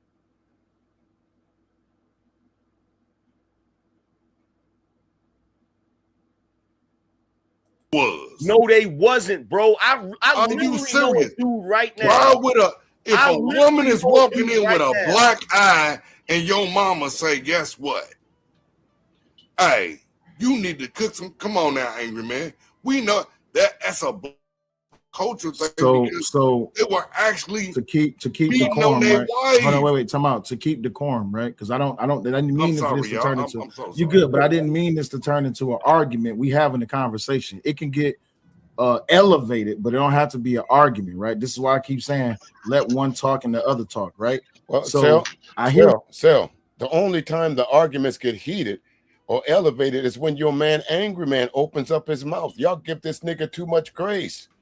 I saw that before on the Truth Tellers platform. Y'all give this nigga too much grace. What you saying, William? Angryman, you want to respond right quick before I go to Justin? Angryman is the elder, so no, I gotta respect him on that. Angryman ain't your elder. You ain't got to respect shit. You ain't got to respect the fool. What the hell's wrong with you? You got to respect the fool. Angryman don't deserve no respect for him to sit up here and say that it's okay to beat on a woman or justify the reasons why. If a woman is taking your stuff out the house, let her walk out with it. Call the police. It's called self-preservation. I've had women to be mad at me. I've had women to take swings at me. And you know what? I said, shit, Miss Lady, you can't hit hard enough to hurt me. Take your best shot. Go ahead and try and break your knuckle on this six-pack. Go ahead. If you that mad that you feel that you got to take a swing at me, go ahead. Let's see how you gonna feel with like afterward. Is you gonna hit me? Hell no. You think I'm that dumb? Go ahead, take your best shot, Miss Lady. So now we can get that out the way. From now on, you'll know better than to swing at me. because you know you're not going to hurt me that way. The hardest I've ever been hit by a woman is through words. Words. Not actions, words. Who ain't never had the air let out their tire? I know I have. Who ain't never had their window busted out? I know I have.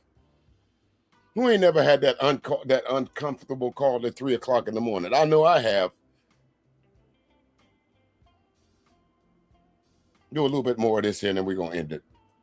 Okay, go ahead. Is this before I black men. Angryman, I just want to hold on. Angryman, I just want to make a statement real quick before you leave. Go ahead. Go ahead, Angryman.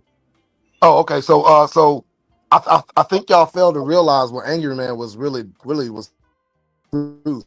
Like back in Jim Crow, white men would beat on black men because they know they could get away with it.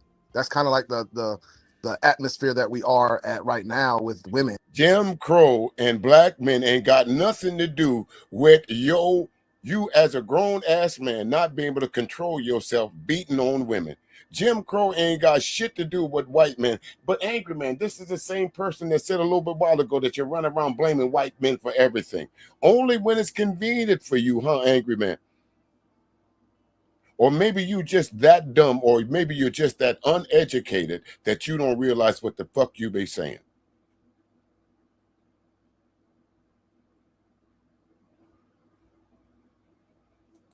I mean, that is the truth. I don't think he was lying about that. I don't think he was incorrect about that.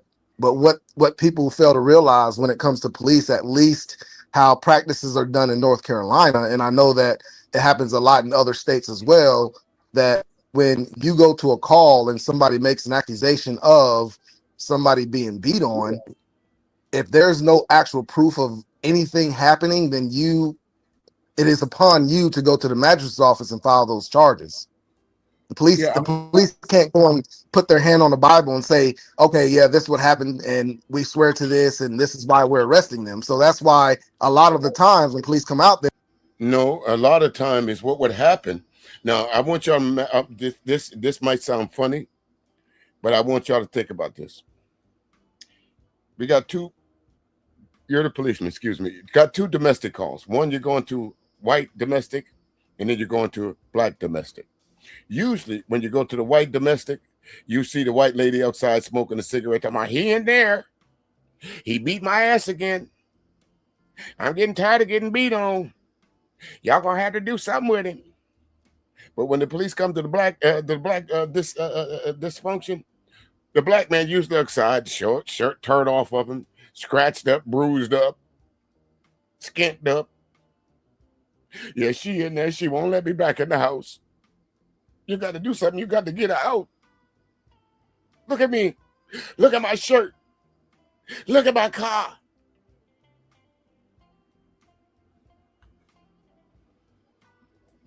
Nobody gets arrested because they don't have the actual proof of who assaulted who. Oh, they got proof. Usually, most of the damage comes first, and when you first hit her.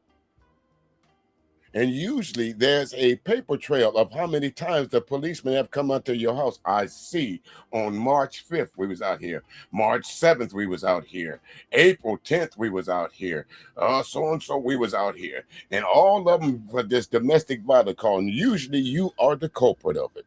This one time that I came out here and I see that she put her hands on you. But usually, even in some cases, when the woman don't press charges on you, if the policeman sees a hint of a mark on her, because a lot of women wouldn't press charges, the state picks up the charges. They're going to take you to jail. The police going to stop coming to folks' house. Y'all picking up the phone, dialing 911, saying, help me. And when they get there, acting like ain't nothing happened. Somebody in that house going to jail. I know that's how it is in South Carolina. If there's a mark or look like there's been a whole lot of disturbance, somebody leaving that house. You better hope he let you leave voluntarily. Because the last thing you will hear before you look back and see that your porch light getting turned off is, watch your head, son.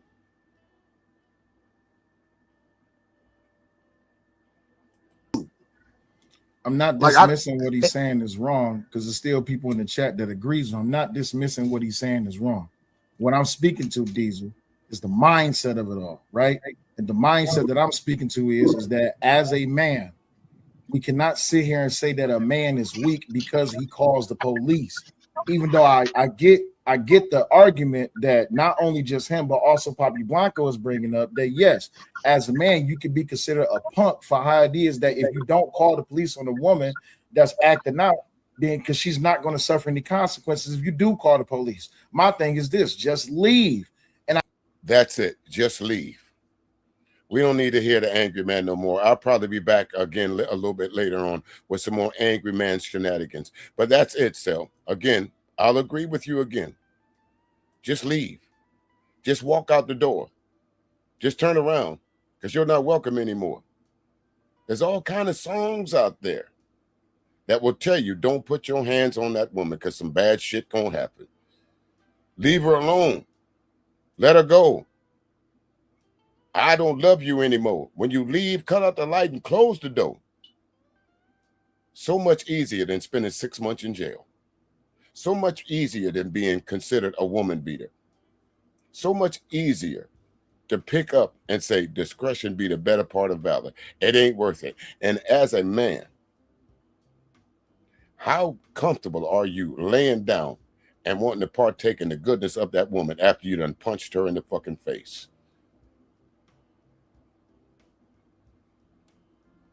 The submission y'all looking for does not come at the end of your fist. The measure of the man that y'all try to be does not come from your pockets. That's what these women are not looking for. Sorry. If you think that's what they're looking for, you're dead wrong.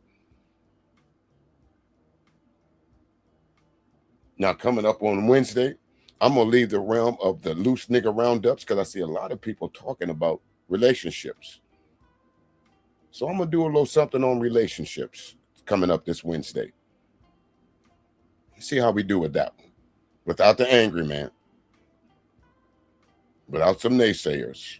And let's see how we do with that. In the meantime, ladies and gentlemen, let's see what's going on. Monday night at 7 p.m. Central, 8 p.m. Eastern.